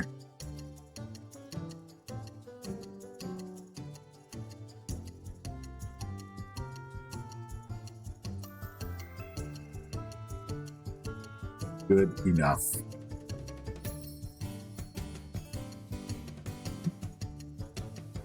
You notice a few different militia badges of people going by. You see some individuals like you are visitors and not members of the military wearing gray badges, insignia, medallions, pins. You see an occasional blue medallion who is marching a handful of like green militia members with like green medallions or badges on them. You can assume that the green medallions on way people are moving and being marched and slightly out of step, military bearing isn't the best. The green is for new recruits. The blue seems to be like the sergeant equivalent. Then you're occasionally seeing, as you continue to walk through, wandering through, you see the occasional red medallion, which you notice that the blue sergeant medallion individuals are saluting. So the red may be officers. So you have red for officers, blue for the NCO corps, the sergeant corps, and then green for the new recruits and gray for the visitors. Yeah, so from bottom to top would be gray, green, blue, red. Yep. From the ones we've Okay. seen. What you've seen. Yep. There might be more ranks. And yeah, just obviously keep my eye out, keep paying attention to the interactions between the badges. Easy enough.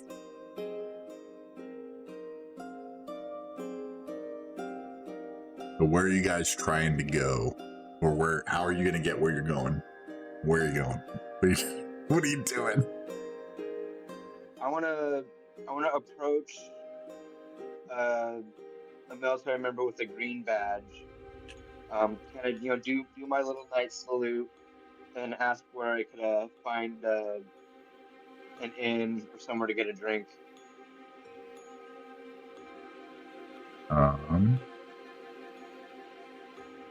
Okay. There's a handful of new recruits, green badges, congregating in a fire team formation, standing off to the side. Even when they're resting, you never see new recruits by themselves. They're always with several others, normally in like a fire team, like 4 of them at a time. And they kind of look at you and see your badge, and they say, hang on, let me get this real quick, sorry.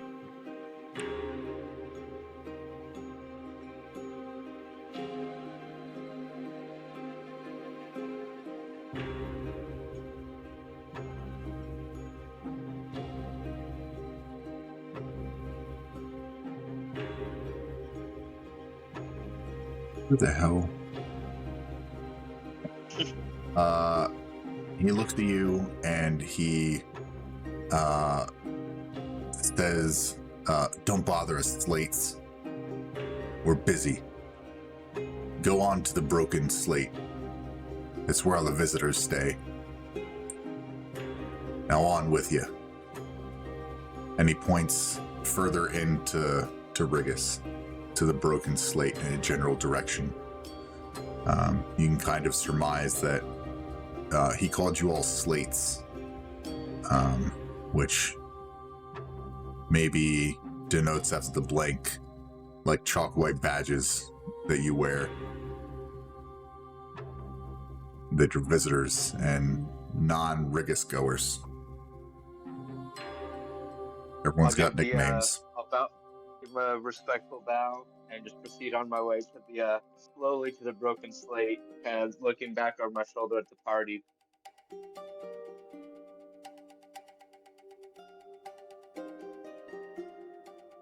It's actually wave him over, say, "Hey, I know where we can get a drink, probably some food." Walking in this far in town, have we seen any animals whatsoever? You see occasional like falcons in like red and like rust red and like bronze like garb, little harnesses flying to and fro from different areas that may be used as messengers.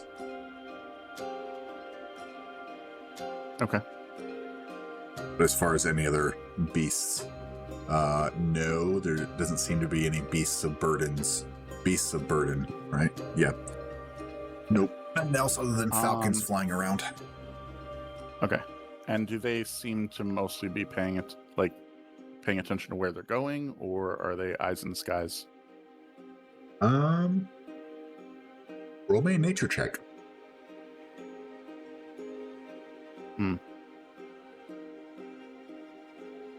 13. You can gather that amongst sending and couriering messages, not much is missed throughout Rigus. Okay. Yep. Can I go ahead and roll stealth just to try to blend in a little bit more? Okay. Yep. Give me a stealth check. Be it popping up my hood for aerial or trying to stand in crowds. 26.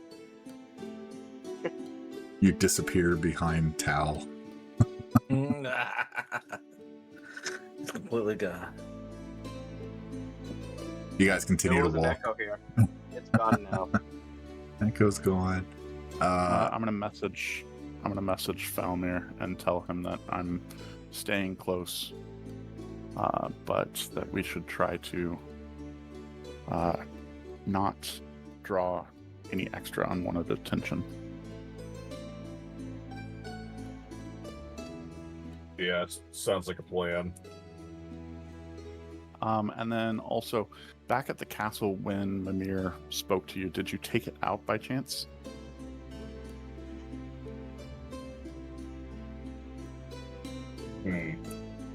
When it said that we were approaching this town? I didn't. No, I didn't take it out. Okay. Well, then never mind. I probably should have. Not knowing our would I still know our general purpose of mapping out these portals? Yep. Okay. Can I cast detect portal, which gives me direction and distance to the closest portal? What's the distance in that? Within 1 mile. Yeah, you're within a mile. It's so looking forward. Everything is in octagonal shapes. Like Tiered cake. Yeah, essentially. And in front of you, the way you went in, it's a straight shot. Each tier has a gate that are open and some are closed, moving forward, but it's in the direction straight that you're going. Okay. I'll go ahead and include that in the message as well.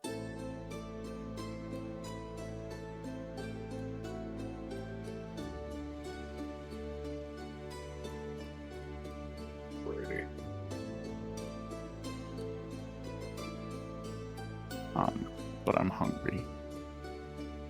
As you guys continue on, you end up at the general direction of a singular building, just on the edge of a rampart, about two tiers in. Before each tier entrance, there's steps, just large steps, granite steps that rise to the next tier. Let me actually get your tokens because I keep forgetting to grab tokens. Copy and paste. All right. Broken slate.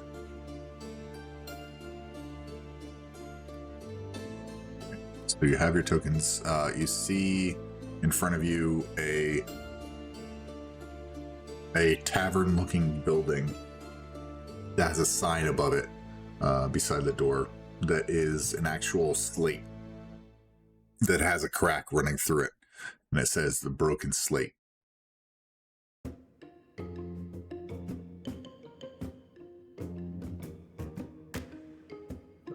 That's where I want to go. Well, let's head in, boys. Boop, boop, boop. Can't move any further that Invisible way. wall. Oh, really? Yeah. Can I take a moment approaching the building and hanging back? Can I make a note of whether the people coming in and out of this place are all wearing slate badges, or if this is mixed company as well? As you enter, you see the majority of individuals with slate badges with gray badges on them. There are a handful of people, like one over here and this one here, that have blue badges to them.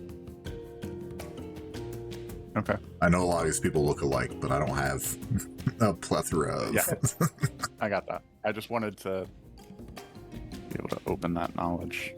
Yeah, let me do this. This might be a little easier.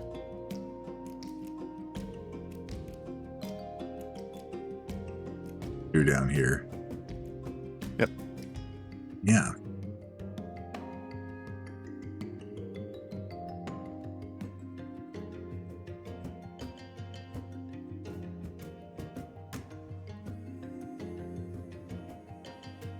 I'm gonna go to the bar and ask for something kind of strong.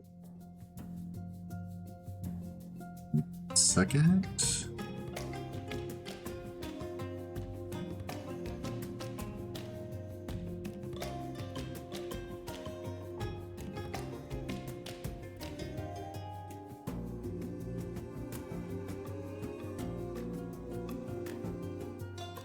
Okay. Bartender comes up to the bar where you guys are, and he says, we have Iron Cask Ale, Marchfire Mead, a Slate Jaw Stout, an Acheron Red, and Tin Soldier.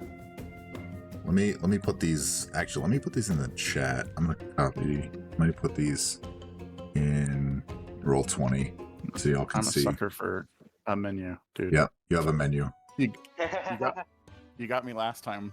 I spent like 20 gold, I think, on drinks.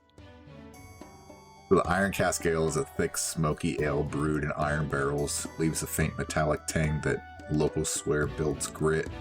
And then Marchfire Mead, Slate Jaw Stout, Acheron Red, the Truce Breaker, and the Tin Soldier. Y'all wanna pour over that? Named after me. And he says, "Would you like to see our food menu?" Oh yes, please. Okay, let me copy the menu down. Give me 1 second too. I'm gonna copy it and then I'm gonna mute for a second.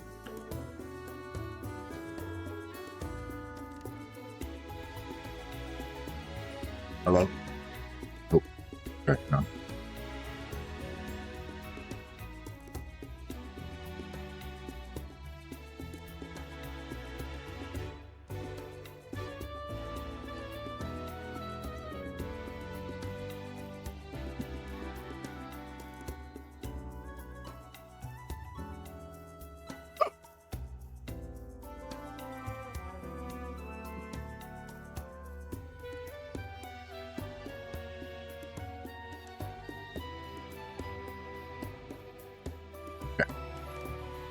I am back.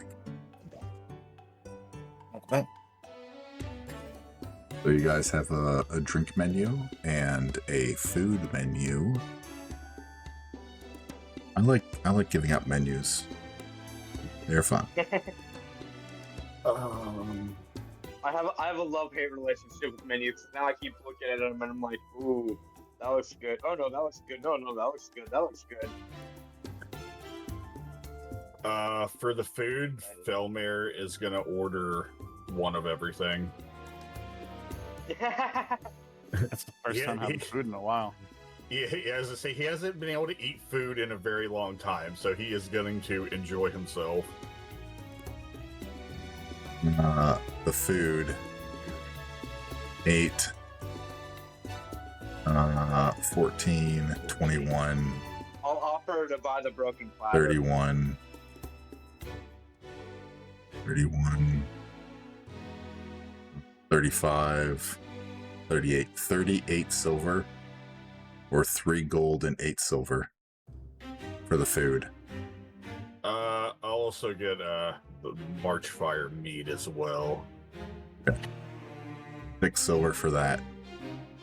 So 4 silver or 4 gold, 2 silver. I believe, right? 4 gold, 4 silver. Yeah. I'll slap 15 gold on the table and tell him to keep the change. Kind of nods and he says, I'll keep this as a tab. Would you also like rooms? Yeah, we're probably gonna need that. Kind of looking over all the drinks, it's like, we're definitely gonna need a room. How much would a red bottle be?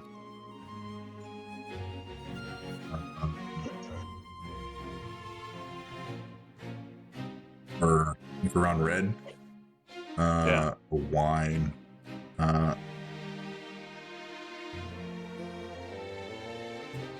If a goblet's 1 gold.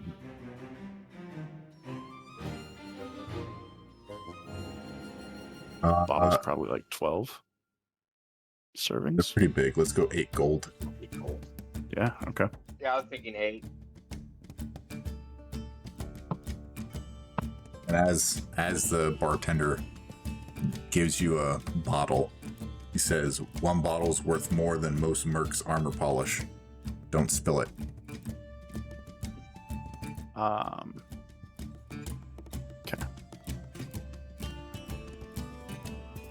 I'm gonna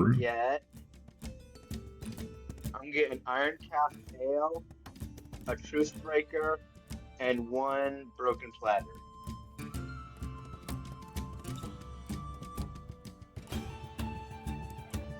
What was the first thing? Iron cask? Iron cast ale, a truce breaker, and then broken platter. 2 gold, 4 silver. Yep. So it says the rooms are 7 silver pieces a night. And each room has, well, there's 2 different types of rooms. There's the rooms with 4 beds and the rooms with 1 bed apiece. The officer suite is the one with 1 bed, and those are 2 gold per night. And the traveler's quarters are 7 silver pieces a night. They're all available. Look at that. You said 2 gold a night? For the officer suite. I'll put down for an officer's room.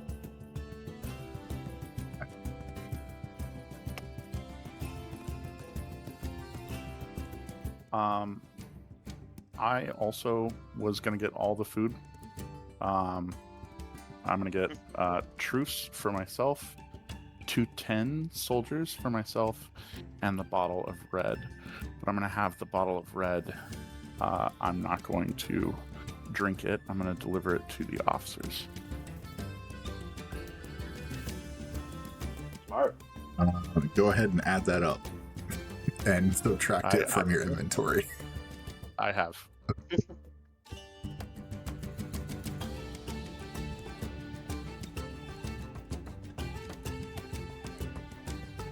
As they bring out all the food and the drinks that y'all would like, the big platters, y'all are free to enjoy your food, discuss what you will, and ask around if you must.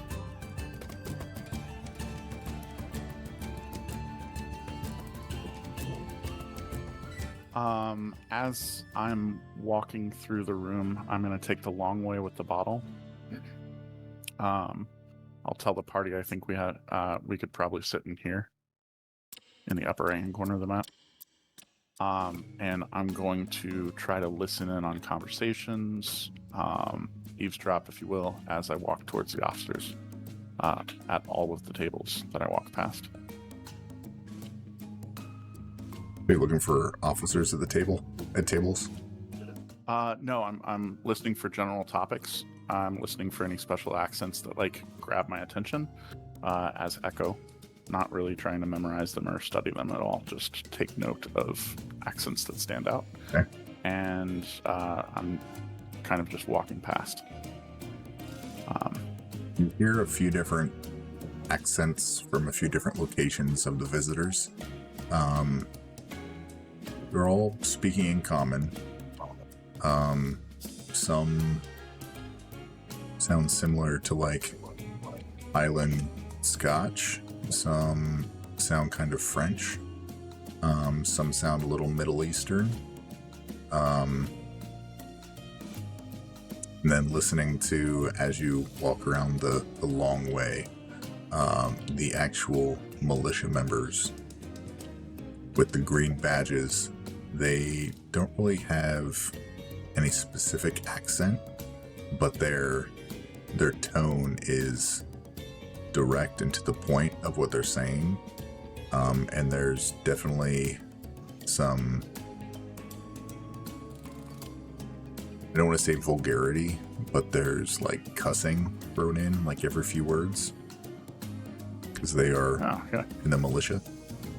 So they have rather potty mouths. Yes. So you're picking up on some cuss words you haven't heard before.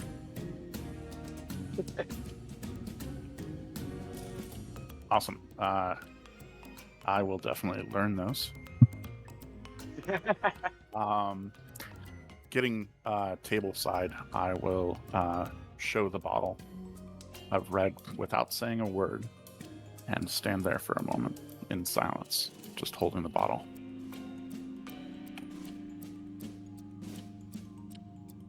Waiting to be spoken to. Which table is that? The officers in particular. So Down by the campfire. You don't see any officer ranks in here. Oh, okay. Yep. Okay. I thought you said that these two had something that wasn't did. sleep. Believe I said they had blue. Yeah. Okay. So they're My like bad. sergeants. Okay. Perfect. Yes. Would you still like I to meant do that, or do you want to officers of the save military. for? No. Okay. No, that's fine. Yes. But I still observe the silence. I hold the bottle out away from my body as if to make the clear gesture of offering it, but not so far that I'm inviting them to take it from my hands. And I'll stand there in silence for a moment. Look over at you. And they kind of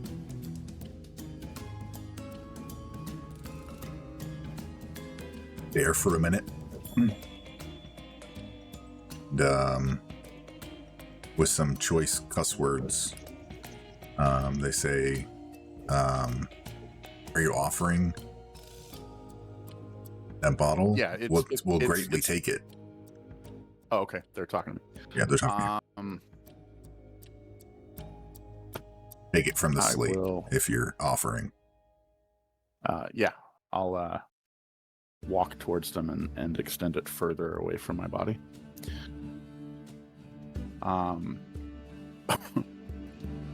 I will make mention that we are not from around here, and I'll look down at my slate and say that we seek an audience.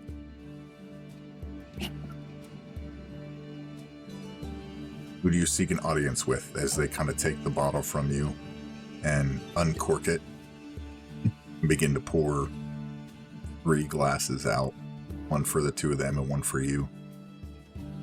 I will say someone of importance.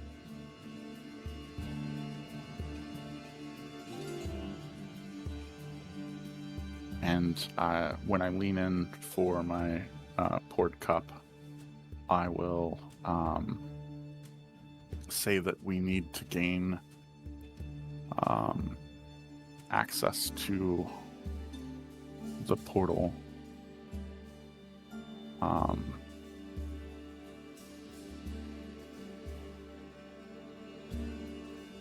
And then I'll take a drink and watch him over the rim of the cup. Roll me a persuasion check.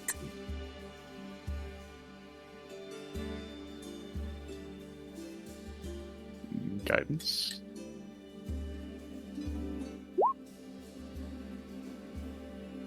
$15, $18. 18. They say,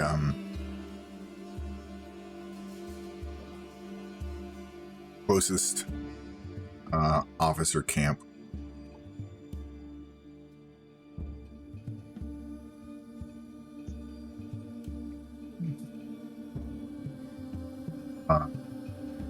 You're looking for someone nearby.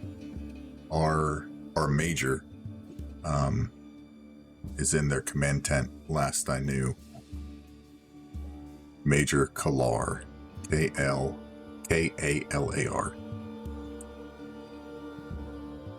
Okay.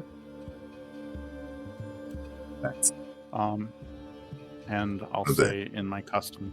Yep, go ahead. In my custom, it's good to observe a greeting gift. Is there anything that would smooth that over? They look at the bottle that they're holding. And they say, this would have probably done the job.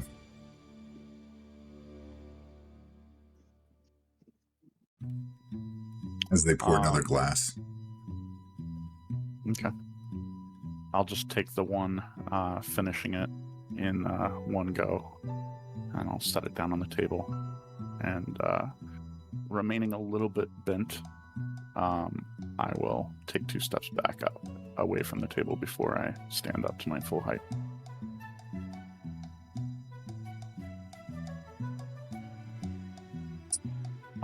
Walking back through the tables, can I kind of drop in coded words using Thieves' Cant that, what do I have to do to be able to restock or buy goods? Just looking for somewhere to spend hard-earned coin. So who are you speaking As I to? make my way back to just muttering to myself in Thieves' Cant so that somebody might be able to pick up on it, and make contact later.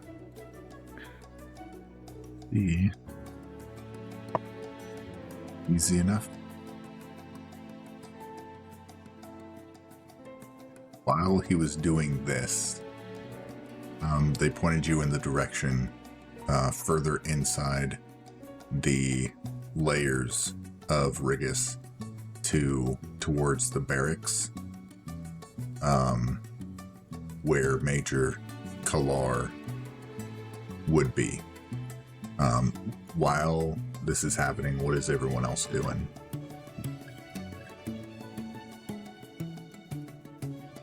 kind of eat my food, looking at my drink. I notice Echo brought the sergeants the bottle, and I'll kind of look over at Felmer and kind of chuckle. I'm like, hey, that little booze. Those are probably the two only ways to get through these metalheads. I would know. I used to be one.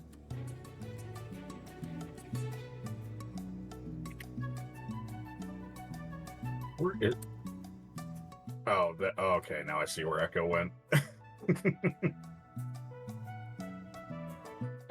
Yeah, I'm just gonna sit here scarfing down my food and drink.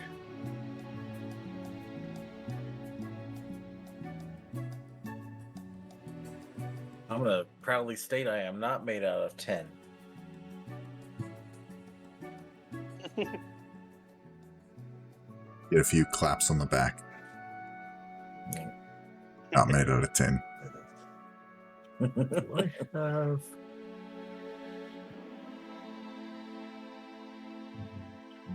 No.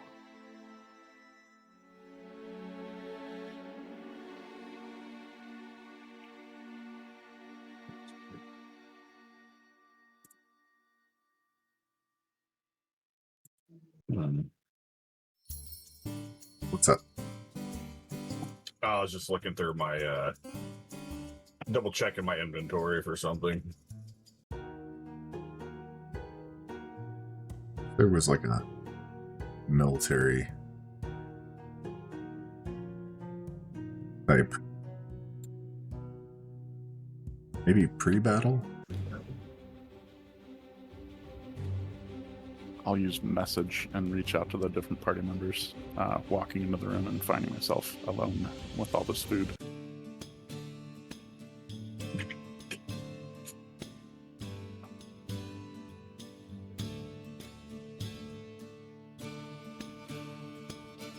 You guys continue to eat your food, drink your libations, and you now have a direction to go to find Major Kalar and speak with them. How much did he say it was for the traveler's room? Is the one with 4 beds, right? Yep. I think it's Yeah. 7 silver.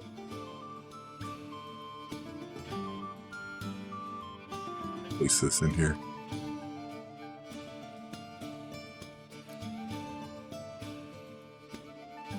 It doesn't come with a meal and a drink.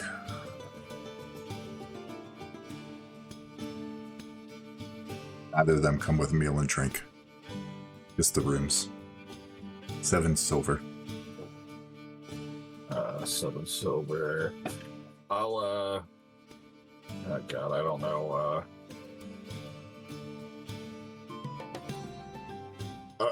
I'll give him 5 gold. Say we want. I don't know what the exchange rate is for this stuff.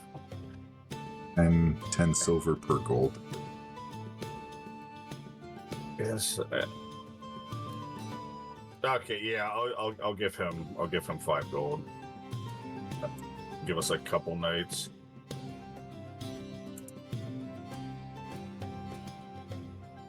And I'm gonna quickly scarf down my food and drink, and I'm gonna go meet up with in this back corner with Echo.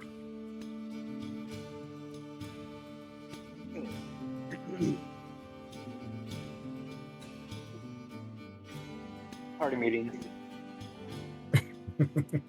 You meet them.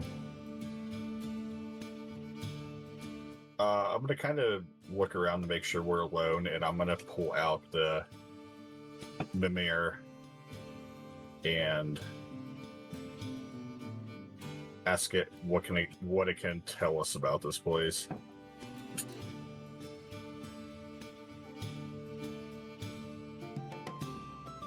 The Mimir rises from your hand in a shaky, particled voice, says, Rigus, Rigus, gate town to error,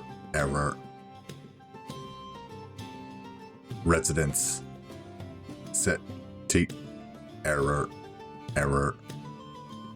Regional effects. Not found.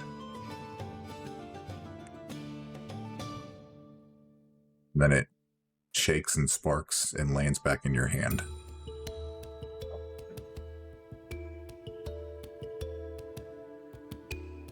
All right. Well, that was useful.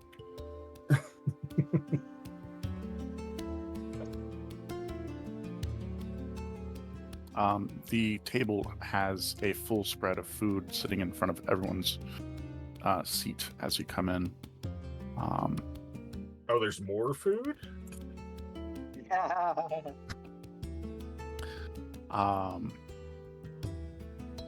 And finishing the food that I have on my plate, I would like to go back to the bar and order 2 more bottles of red. They're 16 gold. Okay, order done. One I stuff very far down in my bag, and the other one I leave near the top. Would I have heard about what all the officers' suites entail?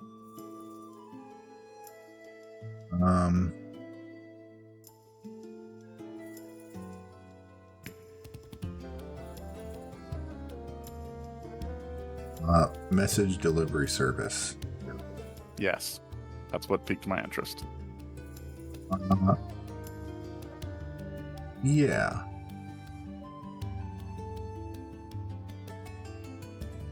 Yeah.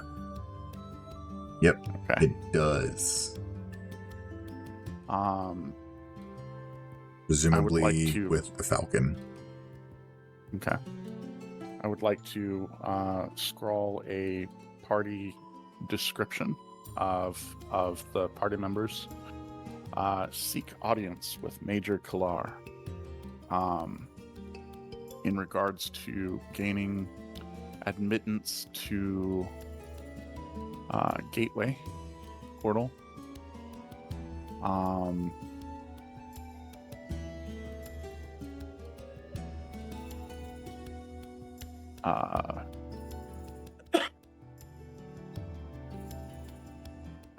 I'll say that will be available here in the morning for a reply or escort or whatever. But will be available at the Broken Slate until morning. Okay. Easy enough. You hand it over to the bartender, who steps just outside, and through a little window you can see him tie it to the leg of a falcon and send it off. Okay. I'll go ahead and slide an extra gold across the bar to him for his services when he returns. Returning back into the room, I will sit down and say that I have greased a couple palms and sent a couple messages, and that we might be able to gain a meeting with a ranking official in the morning. Well done, Echo. He absolutely fucking beams. His neck flares out and ruffles before he takes a moment and shuffles the feathers back down. Tal, are you still at the bar?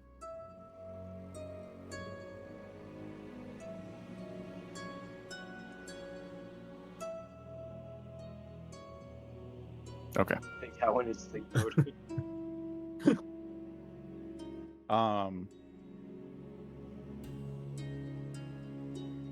But yeah.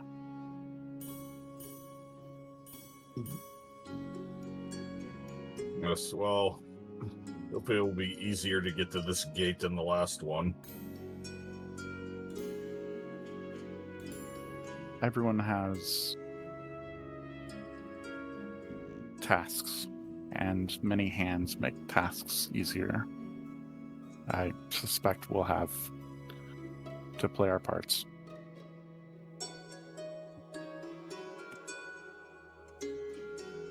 Kind of coming out like, oh, good. I'm getting a little bored. My sword's getting a little restless here. Well, we've managed to stay out of trouble so far.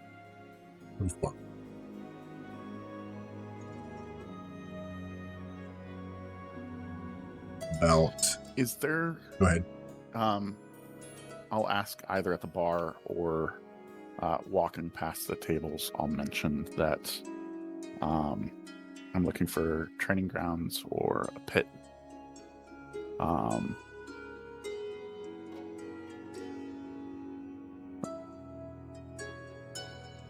Somewhere to... He says on the thirdmost layer, they're training grounds, but they're only authorized for new recruits and the militia to train in. They're unable to be observed by visitors due to the regimented procedural practices of their training. So Okay. only if, like, you're a member, you're allowed to see it and be part of it.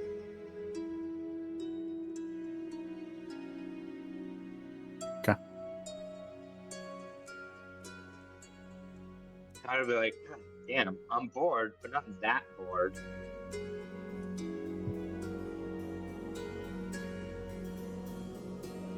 So about an hour or so goes by, and you see on a falcon perch outside, a bird lands with a red sealed letter. The bartender walks outside, grabs it, and brings it into you.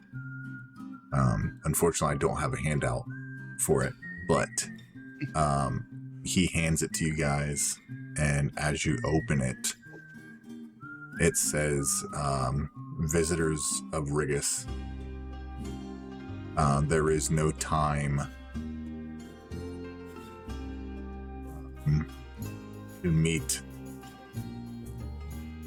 tomorrow, but if you wish for an audience with myself regarding the gate, come to my tent. I am free for the next couple hours. And it's signed Major Nira Kalar.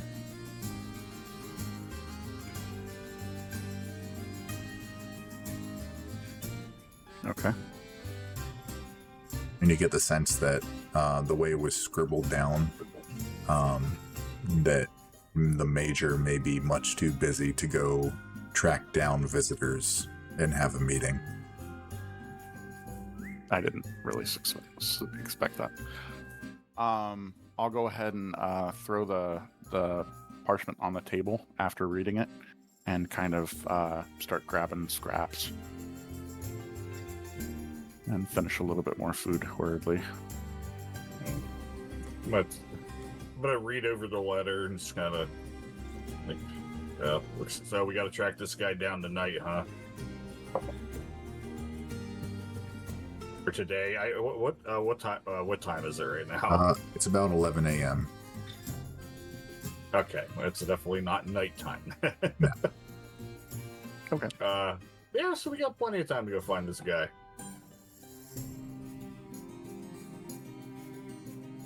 Well, still on a timetable, but Well, I'm gonna hurry up and start eating more of the food on the table, chugging the drinks down before we leave. I'll start like leaning over my plate and eating, like a little bit guarding my plate and eating rushedly. You'll see at times that I look up at the ceiling and kind of straighten my neck a few times.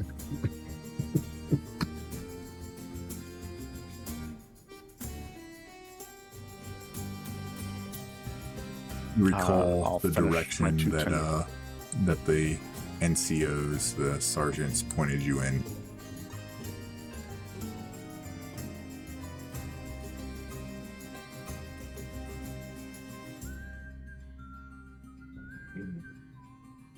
I'll go ahead and start stacking plates. Cleaning up. I like it. Trying to observe any polite niceties. There we go, niceties. And I'll just stack them on the end of the bar. I'll Before start heading out. heading for the door. While I'm standing over here putting the plates on the bar, do I happen to observe anyone that's making eye contact with me from the Thieves' Cant comment earlier? No. At the minute. Cool. I'll head outside with him. So they point you in the direction. They pointed you in the direction of the bunkers. Bunkers.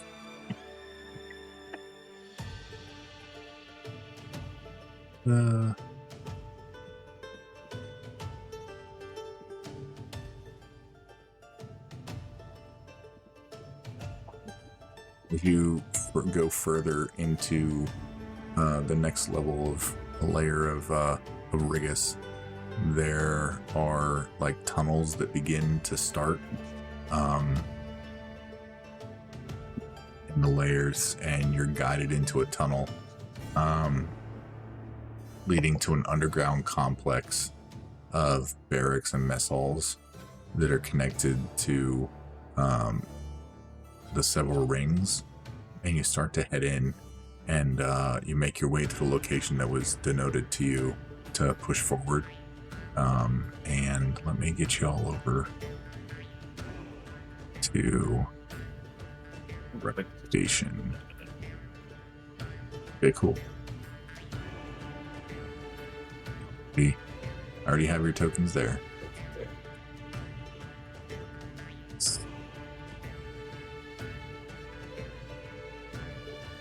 You're pushed in the direction of this area, this entrance here, whether by asking individuals as you go by where Major Kalar's tent is, or just kind of listening and making your way.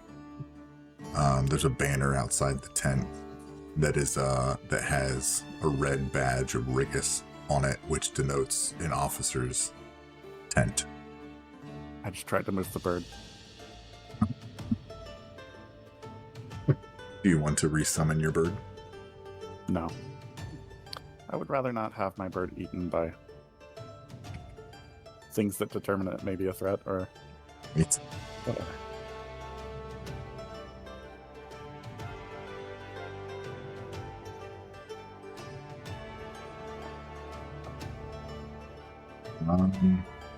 You arrive at a field or interior, right? Covered with command tents. It took you a little bit to actually find this one, but through being pushed in the direction or guided to the direction, you see a stony-faced hobgoblin woman in a sharp-looking uniform looks up from a desk poring over papers covered in neat stacks and folded envelopes. Her brow furrows, and she says, "You know, this isn't a welcome center. So if you have something of interest to our cause, speak now." And let me share what she looks like to y'all.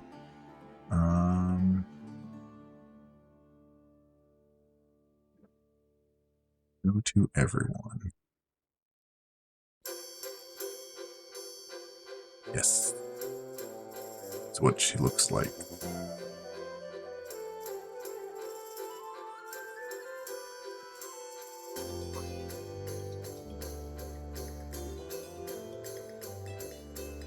I'm very busy, so speak plainly. here to have a meeting with you.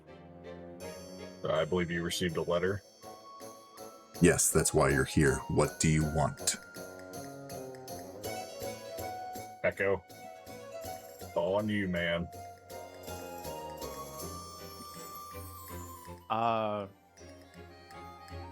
We seek admittance to the portal.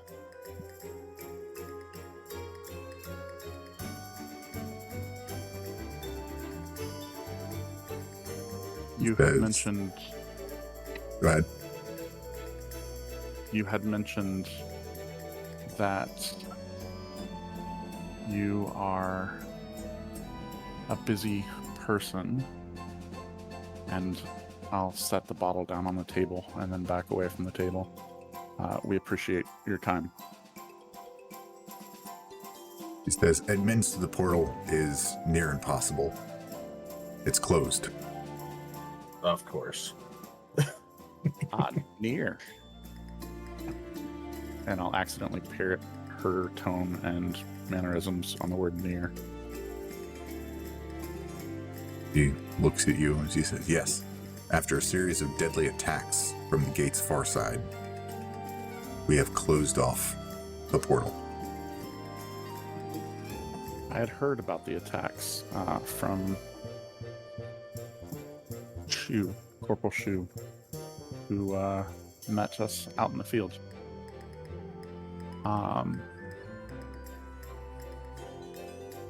Do you have any leads?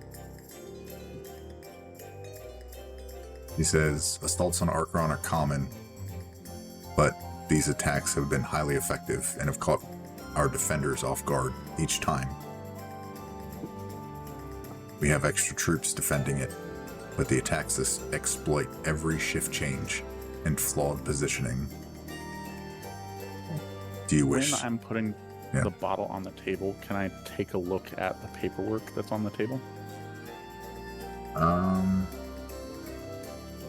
Yeah, roll me a perception check.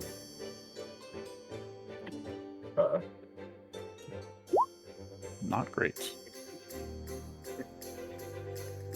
Okay. Huh? 4 would be nice. No.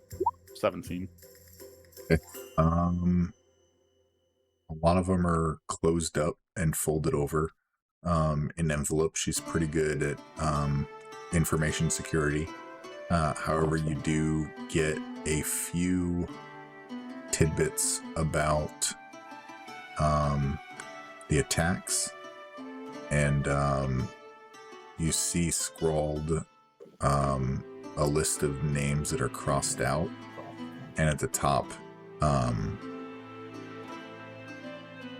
of that list you see insider threat / spy, and some of the names are crossed off. It's like yeah. Okay. No stranger to like infiltration and the such. I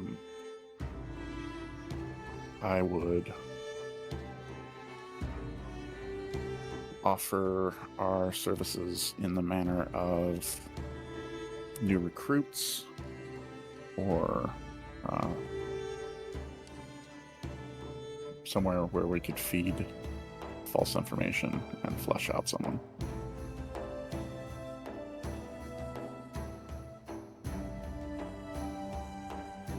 What is your business with the gate? You just want to head on to Acheron?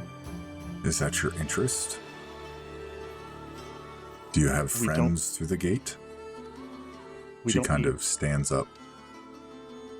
Passage. We just need admittance to. What sort of reason would you need to have admittance to the gate but not cross through, unless you intend to defend it? My head will fully 180 back at Fillmore.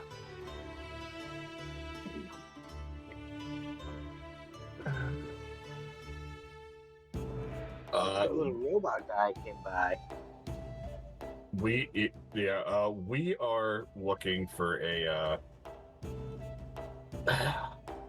My God, the freaking name of those robots just freaking escaped me. Rome?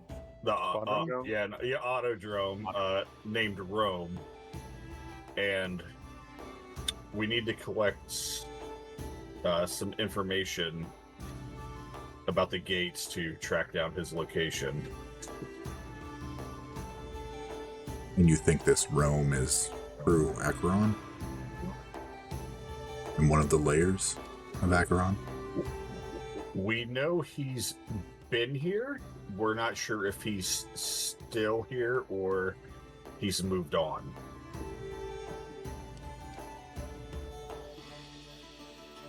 And seeing the gate is going to lead you to him how?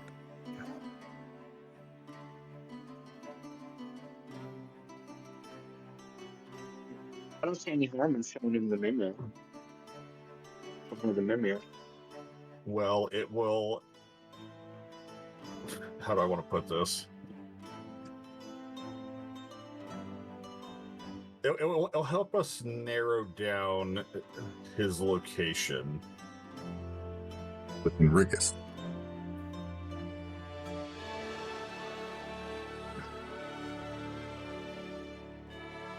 Yeah, do I want to just...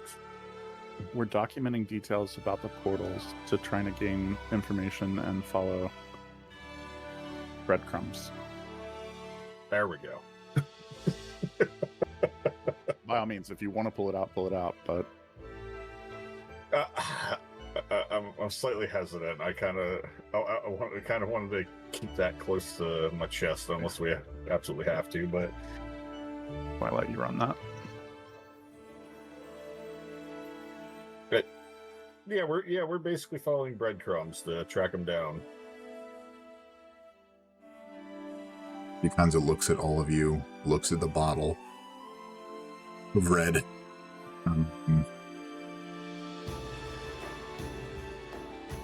Looks at y'all's weapons and such.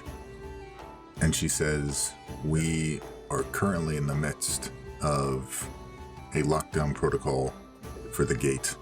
However, if you can prove that you have any sort of martial aptitude, I will allow you access to the gate. But I need something in return. No, does Oh yeah, side quest. who do you want us to find?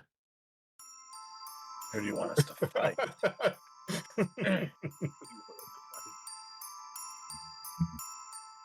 Can I very dumbly start naming off any of the names that I've seen?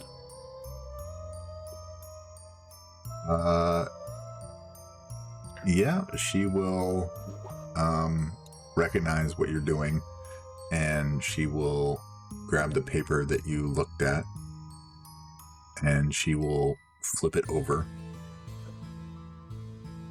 He will look you dead in the eye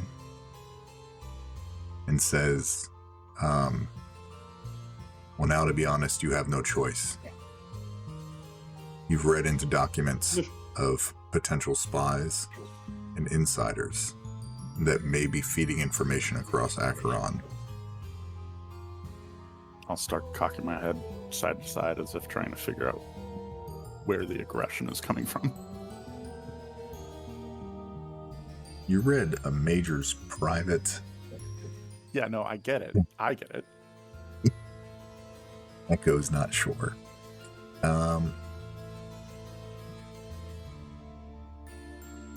She kind of catches what you're doing and realizes that you don't really understand maybe what you were doing, and she kind of calms it a little bit. She says that I fear we have a spy in our midst.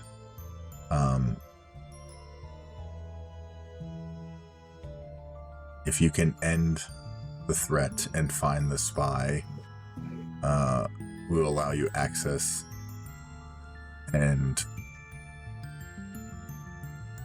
things like this also require monetary incentive. Usually gets the job done better than just a promise. I will give you each 1,000 gold, and you will have your choice of equipment from the Rigus officer's armory.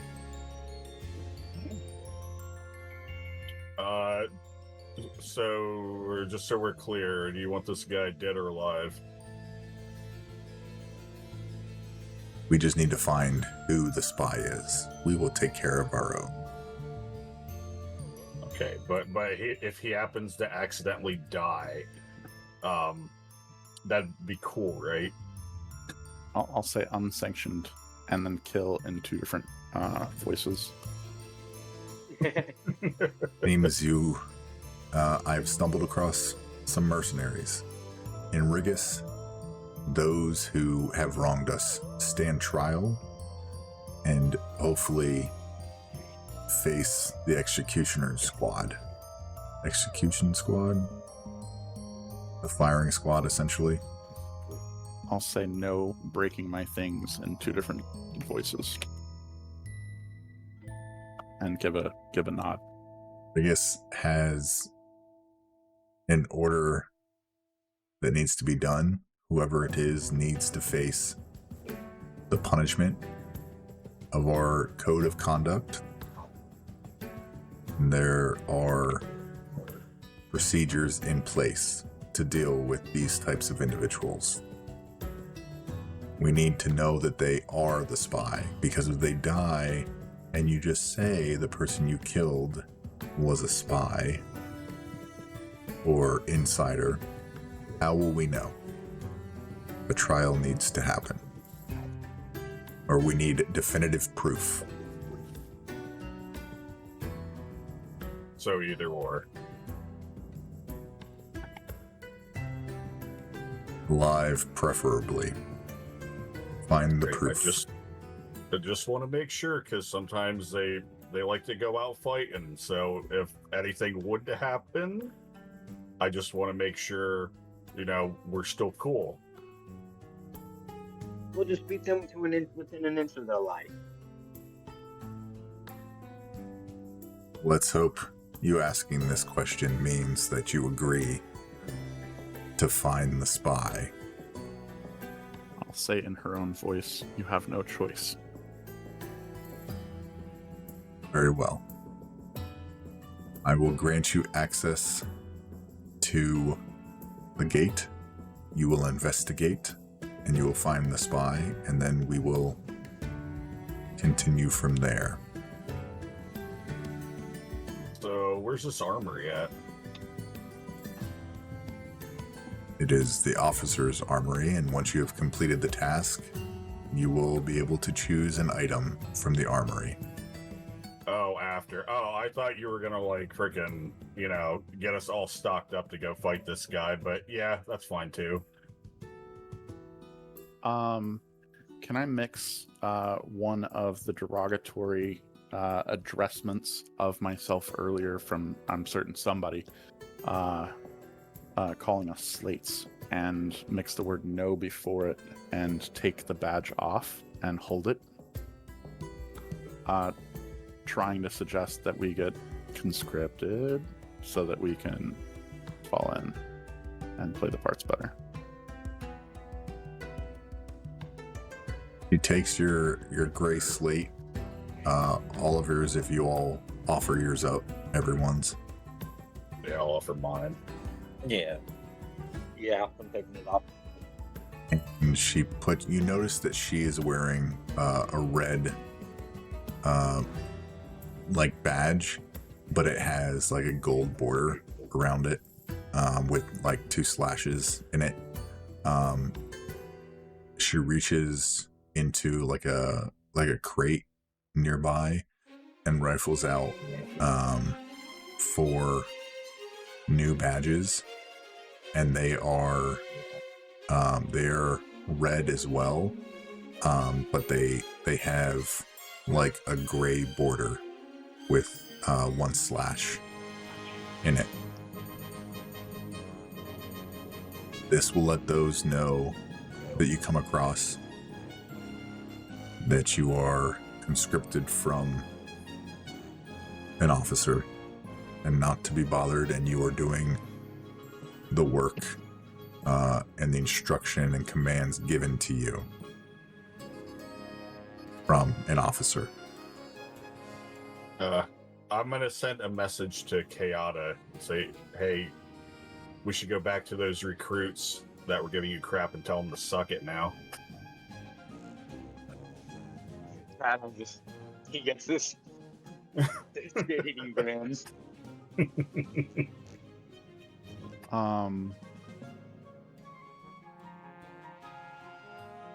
I will ask if there's any leads. We've already If crossed anyone- off a few people from our list. But if you would like to go talk to our sergeants at the gate, they may be able to give you more insight.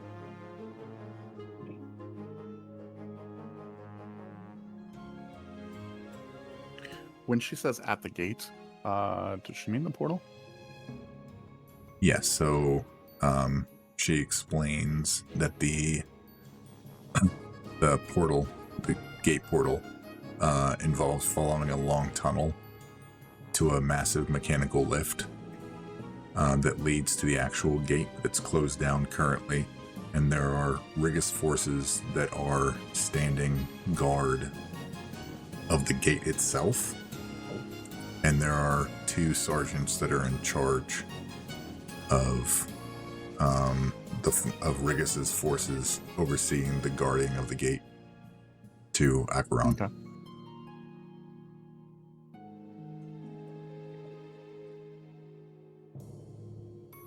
So is the spy? Are you sure it's one of the people on your list, or is there's still possibly an unknown?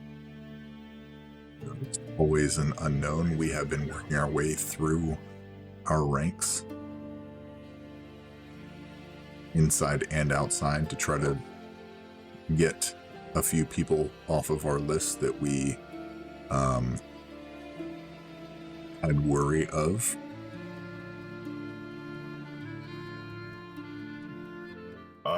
Would we be able to have a list of those who are left so we can help you narrow that down?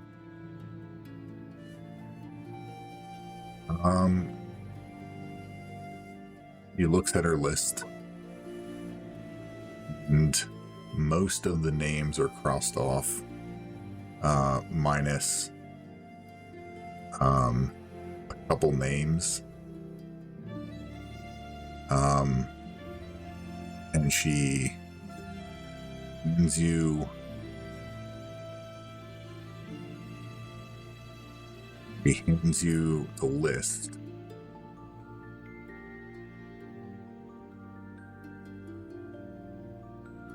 Let me find a couple names real quick. I'll message Kiara in the meantime. Now you are part of Army. Now you can fight.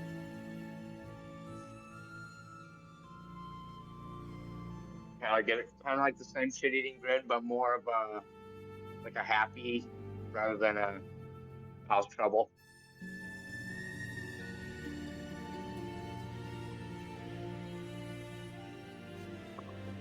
I give a couple too many nods. He's excited. I'm gonna message Echo and say, hopefully this one doesn't plane shift out when we find him. I swear to fucking God if it turns out to be Balfa. Two names There we go. on there. You put them in the chat for y'all.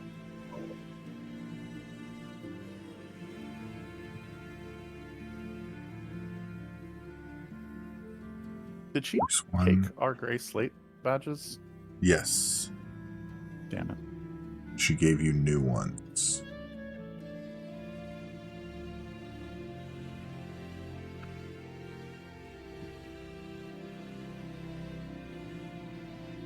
Private Vexen Roll and Sergeant Darrow Helm are the names. and she says, this is a living document. So speak with my sergeants at the gate, and they will be able to direct you further. These names were just given to us today, so they may have more insight on them.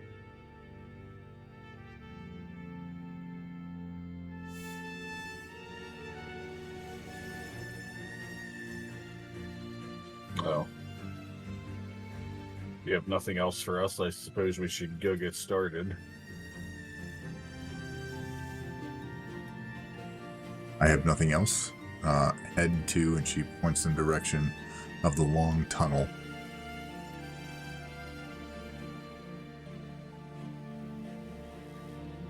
She nods and she goes right back to their work, right back to her, what she was doing at her table, and says, "You are dismissed." Echo hangs back a second. His head Yes, turns, sir. watching everyone leave, and then snaps back to her, and he will perform a salute as he is observed before walking out of the tent backwards. Easy enough.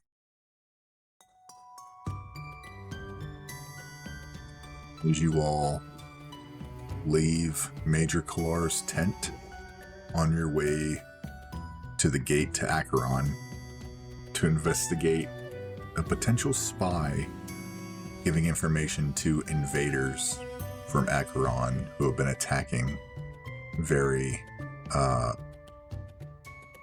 poignantly and specifically bypassing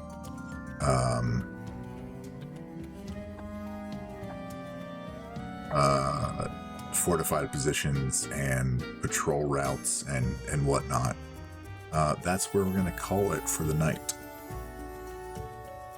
So y'all have a task ahead of you to suss out a spy and meet with the sergeants at the gate of Acheron.